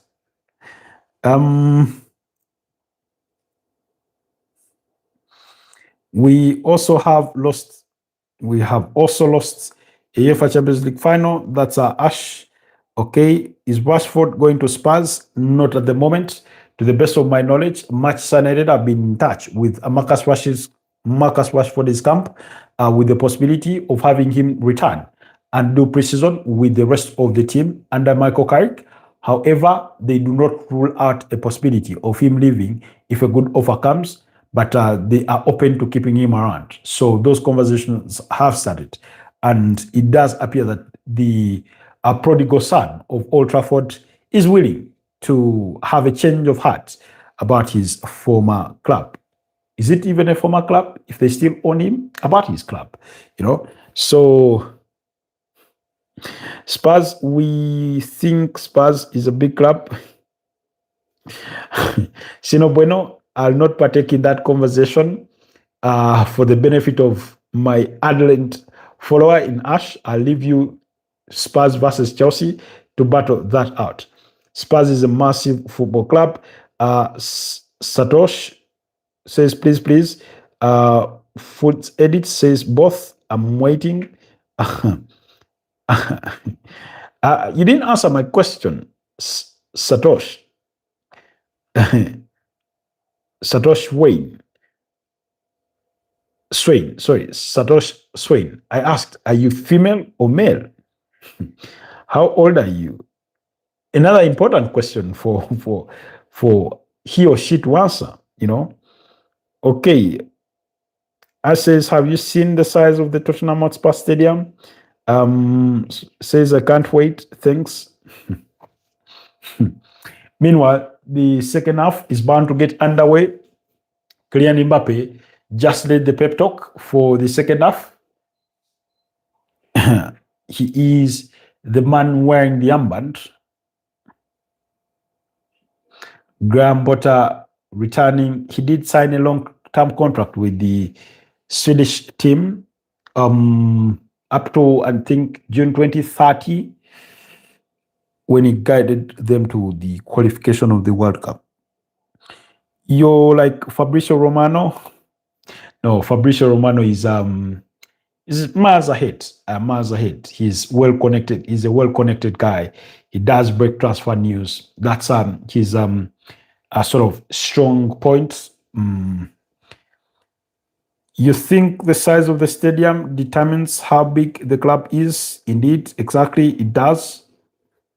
Okay, can see already there's a difference of opinion. That's why you're a Spurs fan. Sino Bueno, what's that supposed to mean? You know?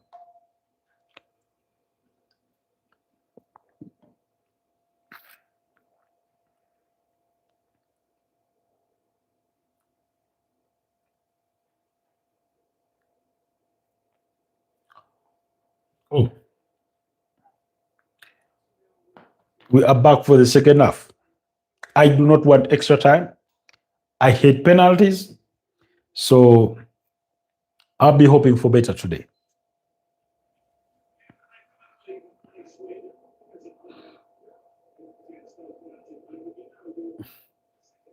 Ash says, I'm fortunate to be a Spurs fan. No changes made thus far for the second half. Sweden are looking to go for a long throw in. William Saliba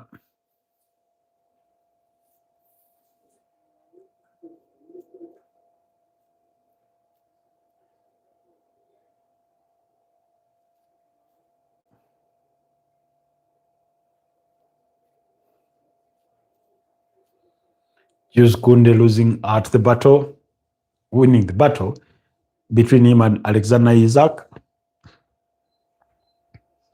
Can see the fans there just returning to their seats after that break.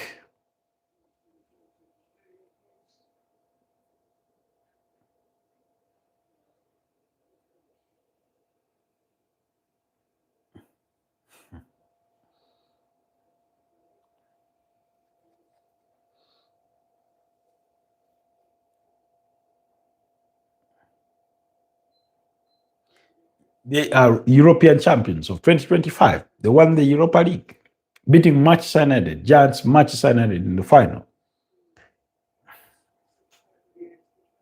That's as good as a champion that they are.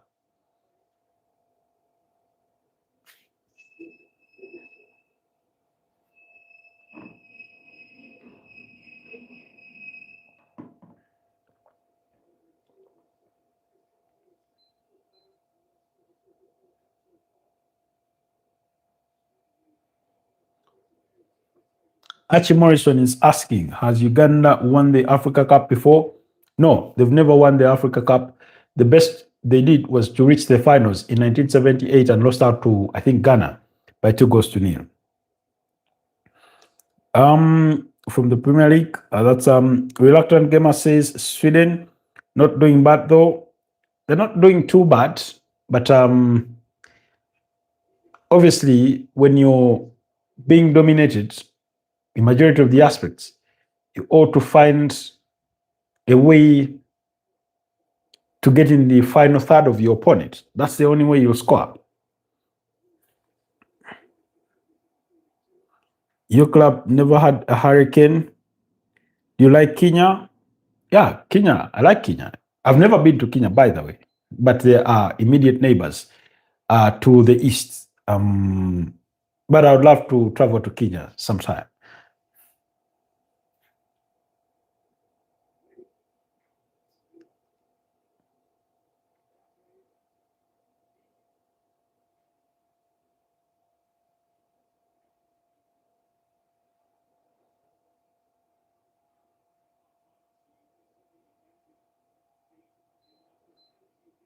My club had Gulits better than a hurricane. What about Malawi?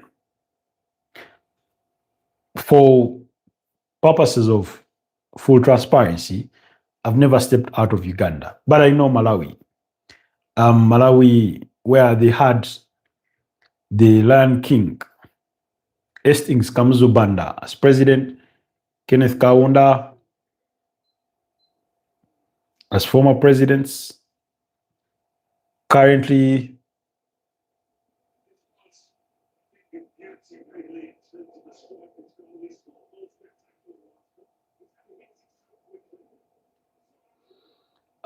that's where Deliso Chemponda, the comedian, is from. Is from Malawi, Deliso Chemponda. You have a player at Chelsea who has scored more goals than Kane. I remember that Spurs almost got eliminated from the Premier League. For the last 2 consecutive seasons, they've been fighting against relegation. Kylian Mbappe, Brad Erling Haaland now have 5 goals, one behind Lionel Messi, who plays Cape Verde later this week.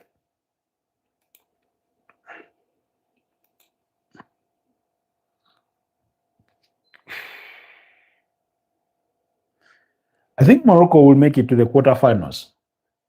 Up next, they have Canada. Brazil play Norway. Difficult game for Brazil. Paraguay, their opponent is yet to be determined. Now, on Friday, so Thursday, we'll have Spain against Austria, Portugal against Croatia, one of those games that will be keeping me up. Algeria versus Switzerland, or Switzerland versus Algeria at 6 a.m. Jesus Christ. How are we supposed to watch that?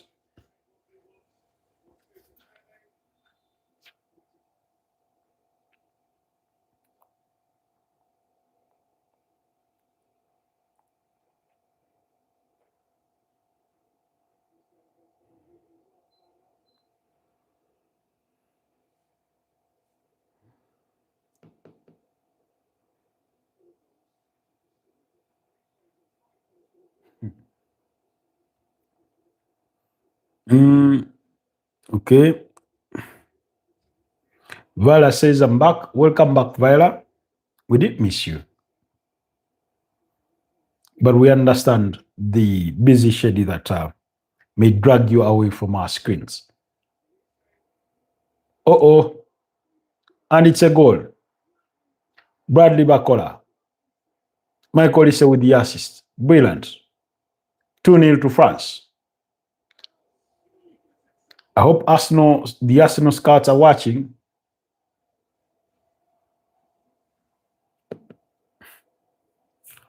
It doesn't change the fact that we are a big club, okay?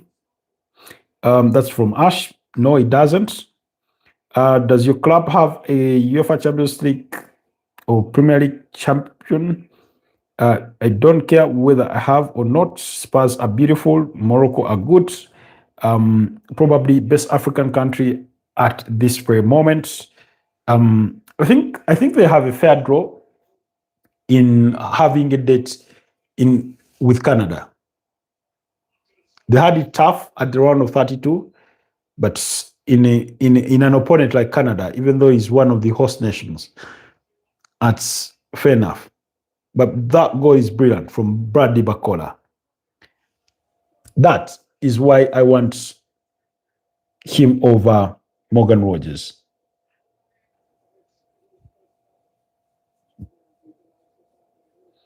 Haaland scored today. Yes, he did score. He did score the winning goal in the 86th minute.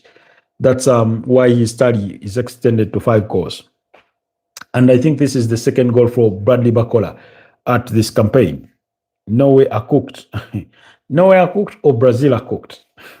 Anything can happen. So anything can happen.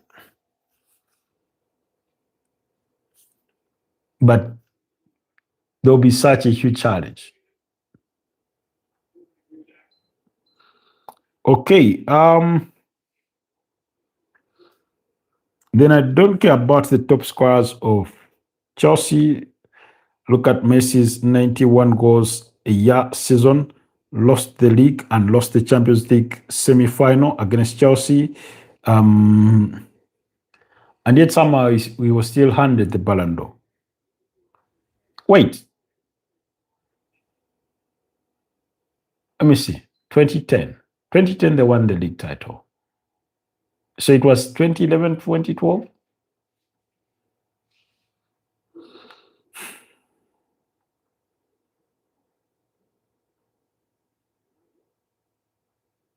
I'm happy Sweden are going out so that we can have Bergville for preseason. But Lucas Bergville wants to leave. He's communicated his desire to leave. Against Brazil, I understand. Peace out, man. Mbappe is chasing Messi down. He wants to win the Golden Boot again because he won it last time out with a tally of 8 goals. Whether you are big or not, I only watch Spurs when it comes to club football. Real Madrid won the league 11-12. Yes, Real Madrid won the league. So that I'm aware of. Because that's when Jose Mourinho guided them to a centurion of points. We need a Ballon d'Or for Mbappe. You may need it for him, but does he need it for himself? Unfortunately, he's not had the kind of season that would put him high in rankings for the Ballon d'Or. He needs to win the World Cup.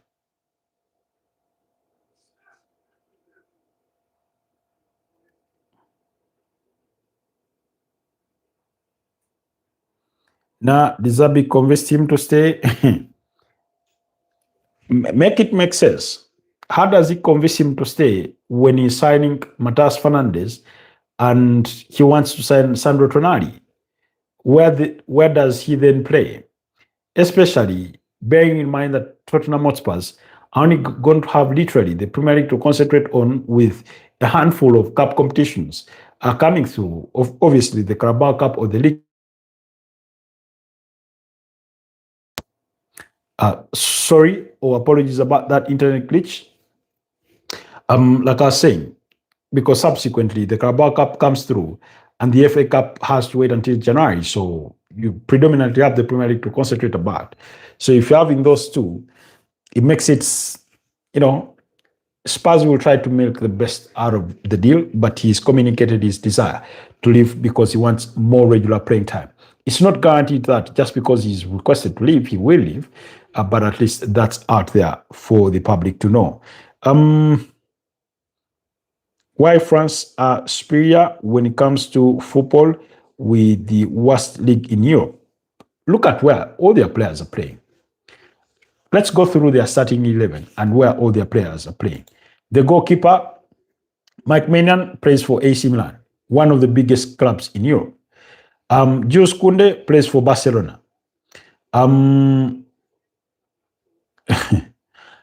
Lucas Digne plays for Aston Villa. William Saliba plays for Arsenal. that Upamecano plays for Bayern Munich, Just Tchouameni for Real Madrid, Rabiot at AC Milan, Dembele at PSG, Marco Olise at Bayern Munich, Bradley Barcola at PSG, Mbappe at Real Madrid. They are playing at the biggest teams in Europe. So, arguably, at least majority of them are. You know, even on their bench, you have the likes of Manu Kone at Roma, you have Malo Gusto at Chelsea, Marcus Thuram at Inter Milan, champions of the Italian Serie A or Scudetto. N'Golo Kante, who is not a starter, is at Fenerbahce, one of the biggest clubs in Europe, from Turkey. Warren Zaire-Emery at PSG. Theo Hernandez, same story. Desli Doué, same story. Lucas Hernandez. Jean-Philippe Mateta from Crystal Palace, Leicester. Ryan Cherki from Manchester City. Magnus Aklecho from Monaco. Maxence Lequois from, Crystal Palace.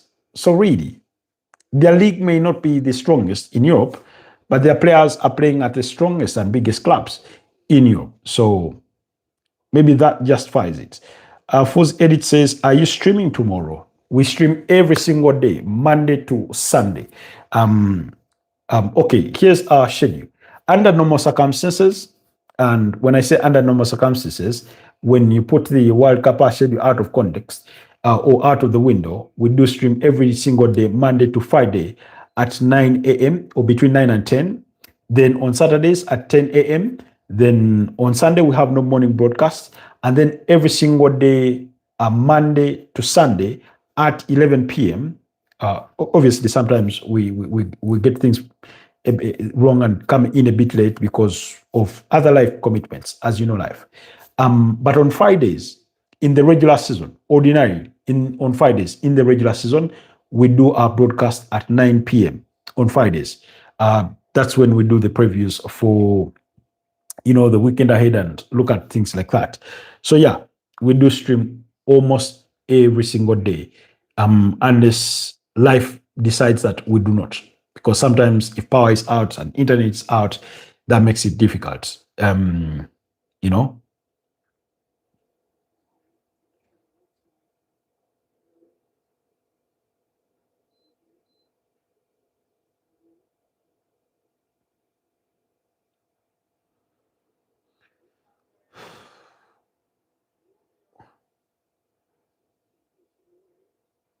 France are looking for the third. Oh, my colleague just forced Wendell into a beautiful save. Okay. Ballon d'Or for Mbappe, more ego and becomes more of a dictator. How do you become a dictator? In football, there are no dictators, especially if you play a player. What do you dictate? You cannot play the game alone. There's no team that is a one-man team. Vela says if they win, they'll give it to Dembele. Chances are high. If France win the World Cup, it may go to Dembele if he scores more goals. He has already scored a hat-trick against Norway. He has 4 goals to his name. So, he won the Champions League. He won the French League 1. What more would you ask for? So I do agree with you on that, Viola. Indeed, man want a luxury of players. Okay, true. I have to go to bed now. Have plans tomorrow. Okay, Foz Edits. It was a pleasure to have you around. Until next time, we'll catch up. Thank you so much for your time and dedication, for always choosing to be part of our conversations, at least for the last couple of days, ever since you've joined the forum. Okay, Ash says he bends it better than Yamal Olise. Okay. Much love. Thank you so much. Oh, guys, do not forget, membership is only $0.5 for those of you that wish to support the channel. You can show your support to the channel for only $0.5, which is the equivalent of 2,000 Uganda shillings. Bro, it's 3:51 a.m. in India. Oh, India is 3 hours ahead of us. Is it 3 hours? Almost 3 hours. Or 2.5 hours, thereabout. That's why I appreciate Team India. That in their crazy timelines, I know the times have come here and started the broadcast at midnight and add 2.5 hours to that, and it's 2:30 a.m. in India, and yet I've had our colleagues from India still joining and support.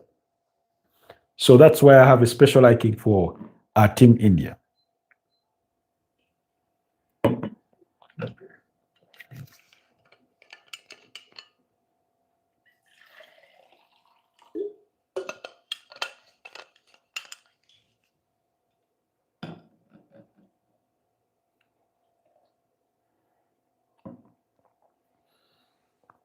Ash says, I'll sleep after this game. After this game, I intend to work for about an hour and then also call it a night. I intend to work for about an hour and then call it a night. That will be the objective.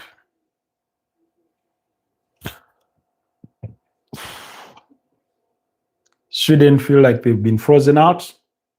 They're not offering much in this game. And in the second half, they're yet to even have a moment.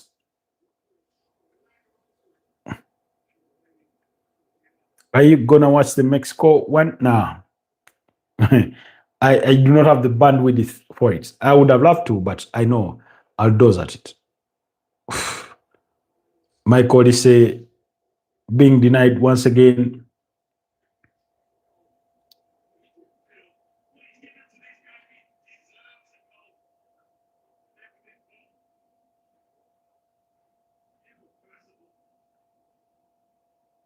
Oh. Meanwhile, Bayern Munich want to engage him in new contract talks. I want to appreciate his status at the club by rewarding him with a new contract amidst lots of interest from Real Madrid. Zenedi and Ali on for Switzerland. Olisi missed. Yeah. He's missed. He deserves a goal in this game. He's been brilliant. He's been the star performer for me in this game.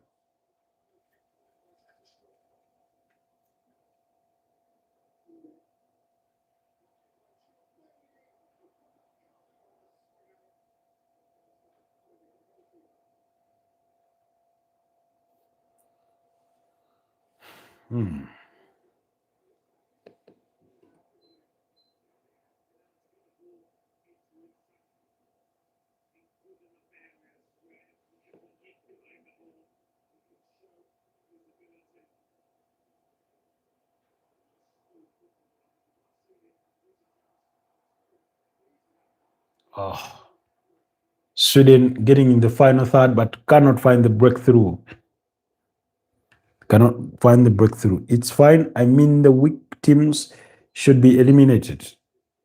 Now, Ecuador against Mexico, it's not going to be an easy game. It's going to be a difficult game. Perhaps I don't think it will be much of a joy to watch, given how conservative Mexico can be and vice versa with Ecuador.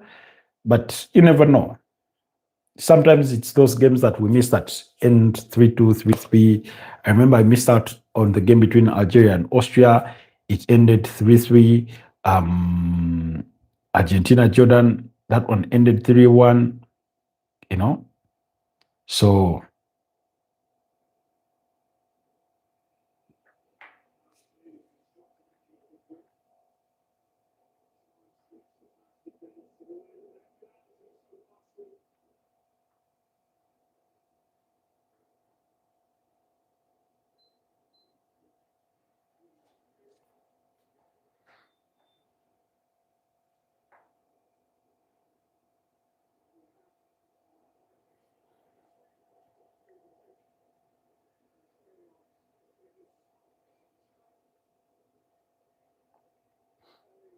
time for the hydration break.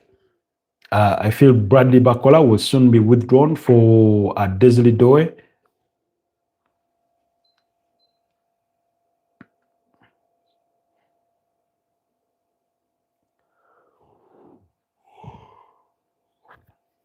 Yeah, that is me showing signs of tiredness and fatigue. Hydration break. Sweden are going to score. let's hope let's hope that's the case.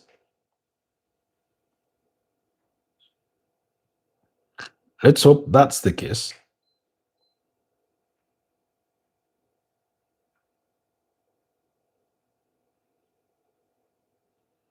I hope they do.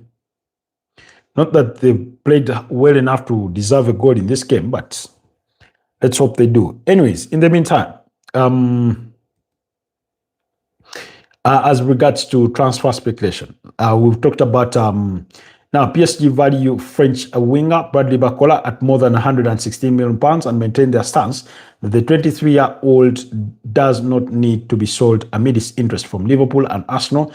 That's according to The Athletic. Liverpool's pursuit of a winger has also seen them linked with Belgian attacker Matthias Fernandes Pedro, who plays for Lille. That's according to Express. I know Raymond Kangumba is always advocating for Matthias Fernandes Pedro to join Newcastle. Everton are confident of signing Chelsea winger Tariq George at 20, who they had on loan last season on a permanent basis. Tariq George, I've not. He's a youngster, but I don't know. I'm yet to be sold about his abilities. Chelsea are hoping to add to their attack by signing Bournemouth striker Elliot Junior Kropi. That's the 20-year-old French under-21 international. Had a fine season, scoring 13 goals in the Premier League. That's according to Court Offside. And then Manchester City, Manchester United, and Bayern Munich have joined Arsenal by expressing interest in Morocco midfielder Ayoub Bouadi, but Lille want at least 70 million pounds for the 18-year-old to keep him on loan next season. That's according to the Mail. Liverpool have joined, by the way, that conversation. Then Liverpool, Arsenal, Man United, and Borussia Dortmund are interested in 25-year-old Mainz midfielder Keishu Sano, who scored for Japan in the World Cup last 32 against Brazil. That's according to Nikan News. Then Tottenham have agreed personal terms with Newcastle midfielder Sandro Tonali, 26, and ready to pay 100 million pounds for the Italian. That's according to Team Talk. France on the counter-attack. Here they come.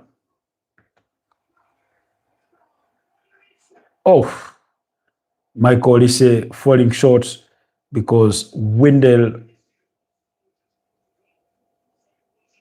was out fast enough to deny him. Then AC Milan winger Samuel Chukwueze, who spent last season on loan at Fulham, has said no to Turkish club Trabzonspor as the 27-year-old Nigerian international wants to stay in Milan after the Cottagers opted not to sign him permanently. That's according to the Daily Post. While Brentford are in talks with 34-year-old England striker Callum Wilson on a free transfer after his contract expired with West Ham at the end of last season. That's according to The Athletic. I mean, Callum Wilson, what are Brentford trying to acquire in there? Okay. We say that France defense is concerning, but they do not seem to be bad because the best way of defending is attacking. So they spend most of the time attacking you. And if you're not attacking them, how are you going to expose their defense? Chelsea would keep signing kids. Why do they want both Diomande and Bacola at PSG? Well, according to Khalifi, they are the president. They want to win the UEFA Champions League for the third consecutive time. So those are their ambitions. They want to keep being dominant, both domestically and on Europe. I'm also interested in Japanese who scored against Brazil. Yes, Sano is the player.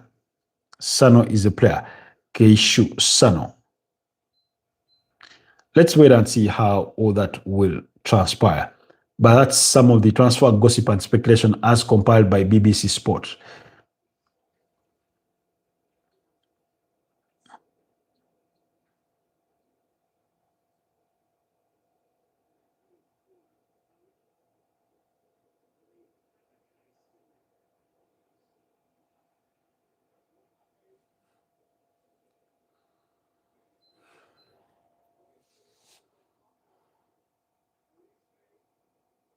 Oh,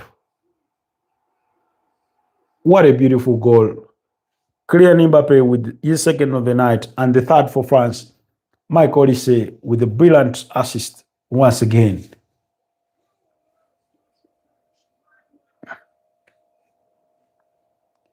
It's Mbappe again extending his personal tally to 6. It will be checked for a potential offside, but I thought he was onside from first look.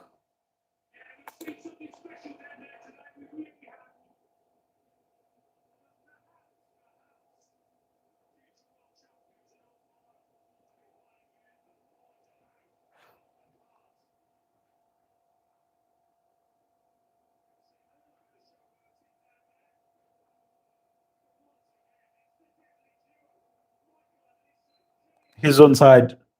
Now, that's why Real Madrid want Michael Olise at Real Madrid.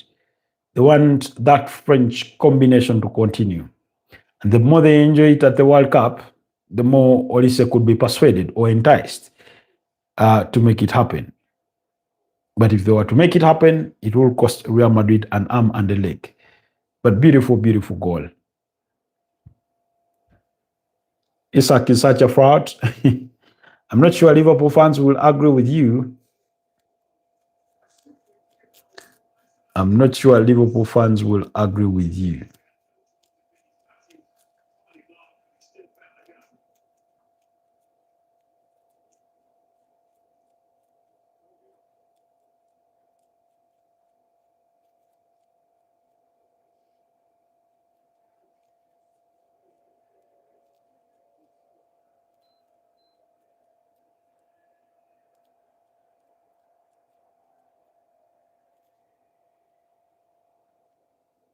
They would agree because they don't like him either. Oh, really?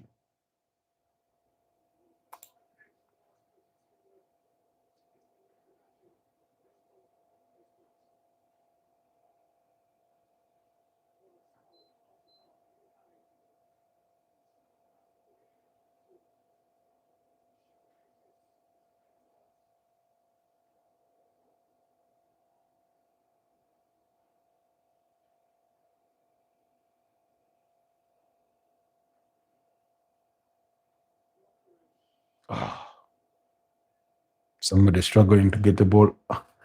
France on the counter attack once again. Here they come. Ah, Olise, can he find Mbappe for the hat trick? Oh, I tried to lay it up for Kylian Mbappe to get the hat trick, but it's just not happened.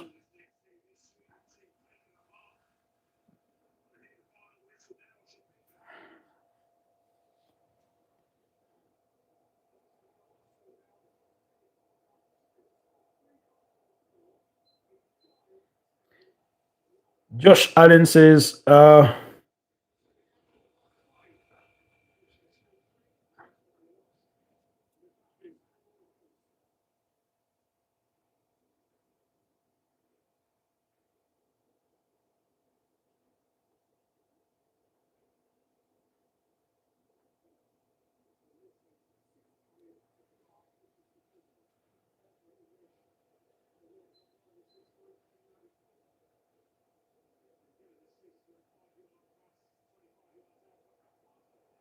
Vela says, we need a we need a striker for Mbappe to do it today.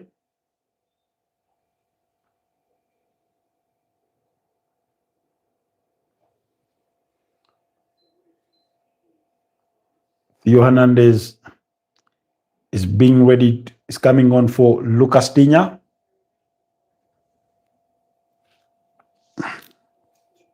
But France are so good, or have been so good.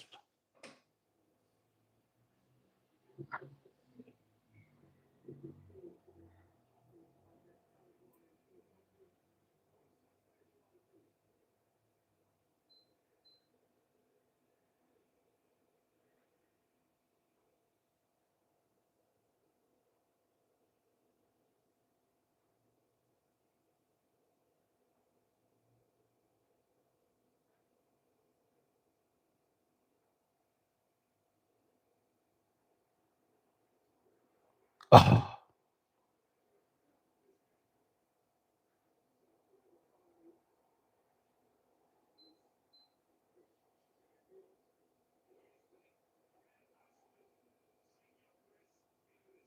easily do it.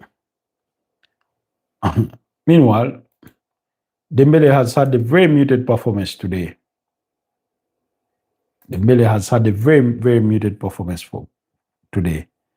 I don't think he's lived quite the bidding. His performance has been quite very wanting. Oh, what just happened?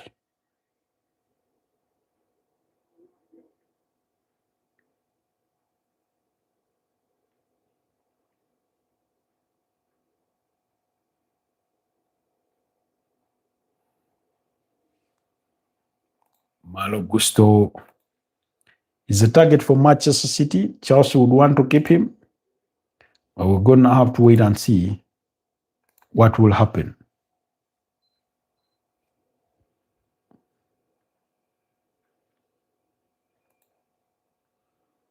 Victor Gyökeres is another fraud. 2 assists from Olise. Yeah, quite brilliant. He's had the man of the match performance. He's been all over the pitch. He's been relentless. He's not stopped running. He's been the creative spark. He's been a key part of everything they've done in this game.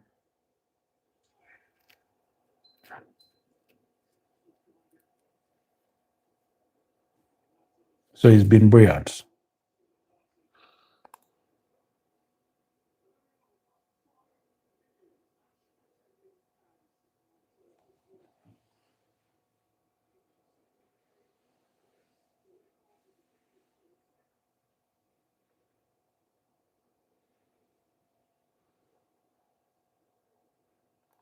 You say sometimes I think Olise might be better than Yamal.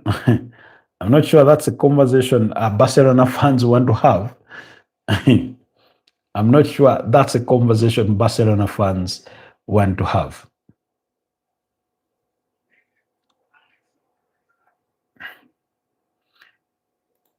Maybe it's a conversation we should have.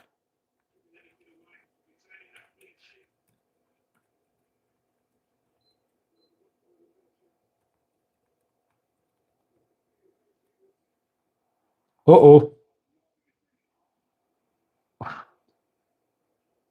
Bradley Bacola being denied the second of the night.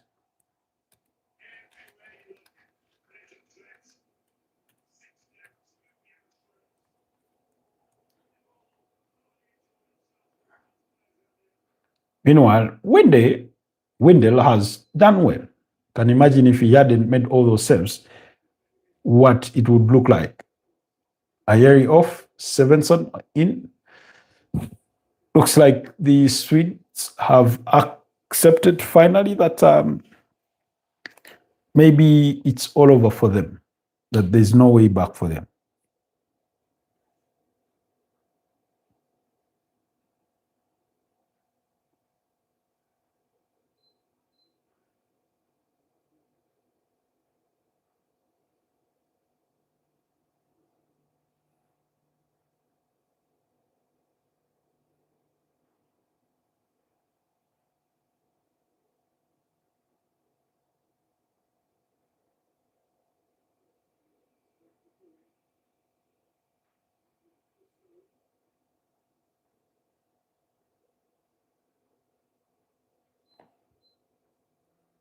This Lidui uses both legs. I feel sorry for Liverpool watching Isak. Why?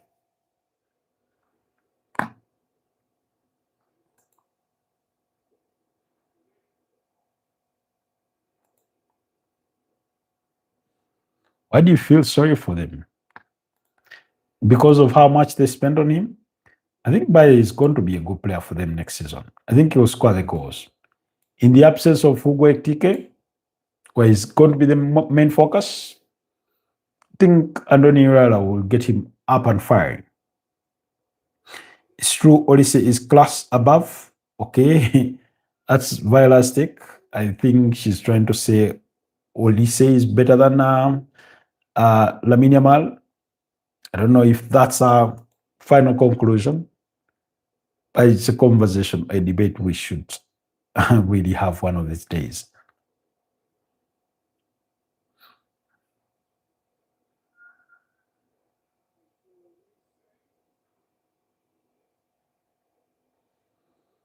I don't know, mate. We should sell Richardson as well. It's unfortunate that it's taken you this long to perhaps realize, but clearly Mbappe here is being withdrawn. I'd want to assume Michael Olise as well is being withdrawn. He scored a brace tonight, 6 goals. That's as many as Lionel Messi, Aran Chaki coming on, and Jean-Philippe Mateta are the players coming on, respectively. Looks like Bradley Bacola will be staying on for a full 90 minutes.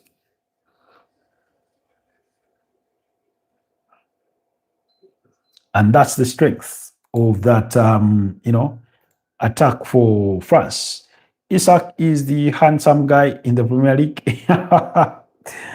Viola, if you say so, if that's your review of him, is this Mateta guy better than Richardson? In my opinion, he may be a late developer, but he's done more for Crystal Palace than Richardson has ever done for Paris. Sorry, than for Spurs.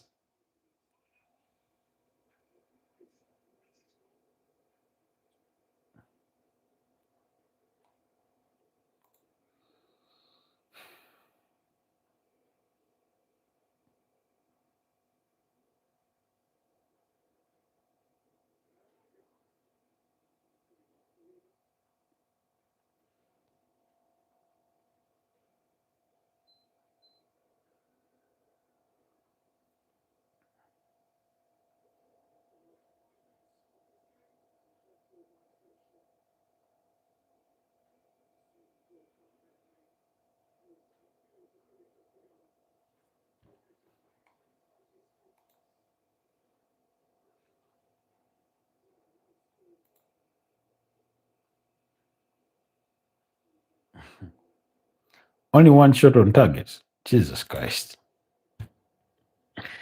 They've dominated Sweden in every little aspect of this game. 13 shots on target for France, 24 in total. Man, who is the best GK at the moment? The best goalkeeper at the moment? Going by their club performances, I'd go with Thibaut Courtois. Still, for me, arguably the best goalkeeper out there that there is. At the World Cup so far, I may not watch intently or every single goalkeeper out there, but I thought Bart Verbruggen has been immense until that point when they got eliminated. Daniel Berry Sports Highlight says, "What's up, everyone? Happy Tuesday." It's already a Wednesday because it's 1:46 p.m. Sorry, a.m. For me. It's 1:46 a.m. for me, the 1st of July, 2026. So officially, it's a new month. So happy new month to you all. Say I do agree, Verbruggen is great. Yep, he looked really, really immense. But let's see, as the tournament wears on, you never know. Maybe Jordan Pickford will also say something for himself. England should start Henderson. I don't think so, but I mean, it is your view that they start him.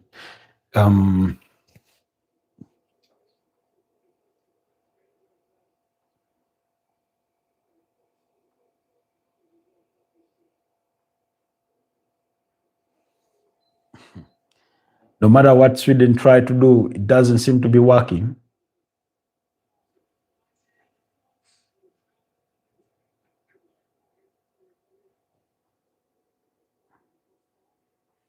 Oh, you're talking about Dean Henderson, the goalkeeper. I don't think that's going to happen. It's not going to happen. Jordan Pickford has been at the helm of that England #1 spot for quite some time now. Oh, Victor Gyökeres denied, almost quadruple one here for Sweden. Beautiful interplay, but Mike Maynard was up to the challenge. Struggled to create that moment throughout the entire game as their only second shot on target. Alexander Isak withdrawn.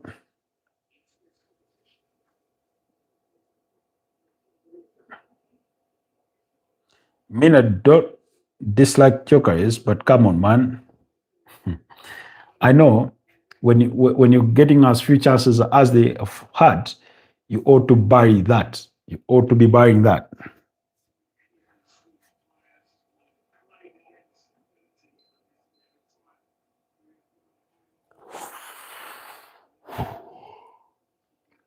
Oh.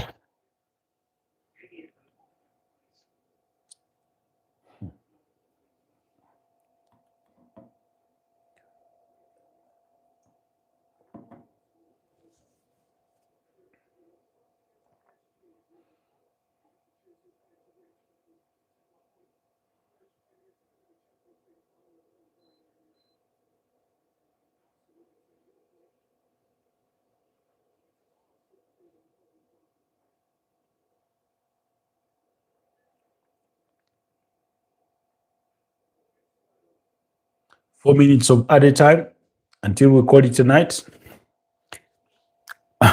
Unless a miracle happens, but there's no way back for Sweden. An own France match to the round of 16.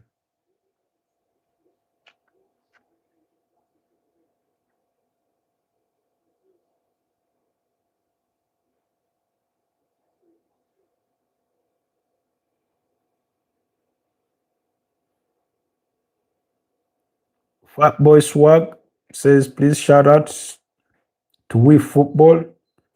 What's We Football? Fat Boy Swag. What's We Football?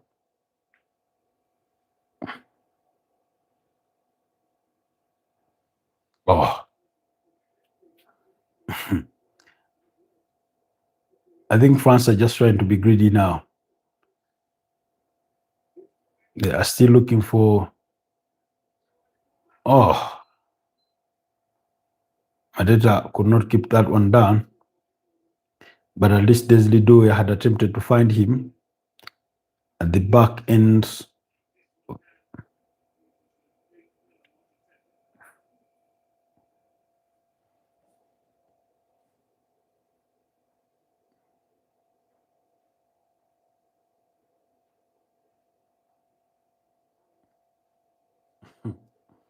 Well, is it full time for you already?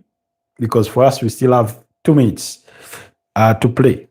I think you're calling it to an end already.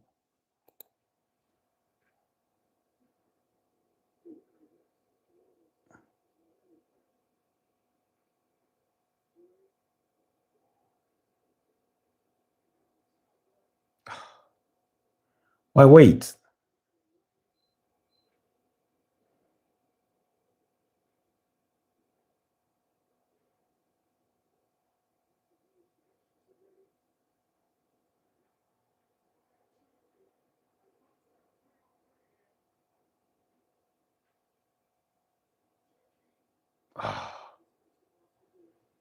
Ranchaki wanted to attempt that through ball, but it did not go as planned.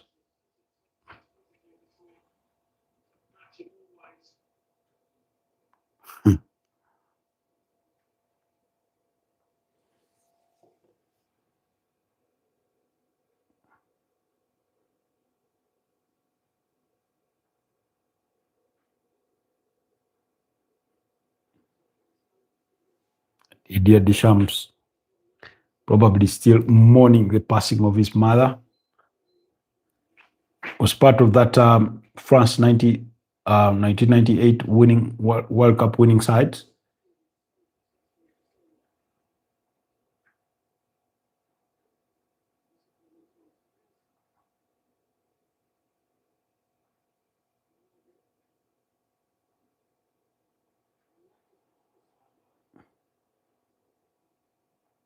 Mike Maynard being tested for the third time tonight, but it was right down his path as the referee calls this game to an end. Full-time score, France 3, Sweden 0. On the march to the round of 16, joining the likes of Brazil, joining the likes of Norway, joining the likes of Canada and Morocco. So, joining the likes of Paraguay, who have already qualified. So, anyways, it's been a pleasure doing this with you from where we all started it from. You've been such a wonderful audience tonight. Thank you so much, Viola. Africa will never unite. Hamdan, thank you so much. Ash, it's been a pleasure. Sino Bueno at the different intervals. Ryan, thank you so much. Gaming 3060, thank you. Raymond Kangumba, Shimi, John Snack, always a pleasure. FC, Spike Gaming, Enoch, Isaac, Mwami, Enoch, Isaac, thank you so much. Archie Morrison, it was a pleasure. So, Viola, much appreciated. Jeff, with your unkind comments, you're not very welcome, by the way. Fuzz Edits, it was a pleasure having you around. Then,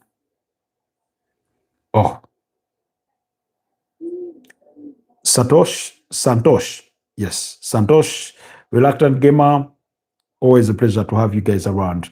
Thank you so much. Until next time, Mbappe man of the match. Mbappe scored the goals, but I would give it to Michael Olise. I thought he had a brilliant performance.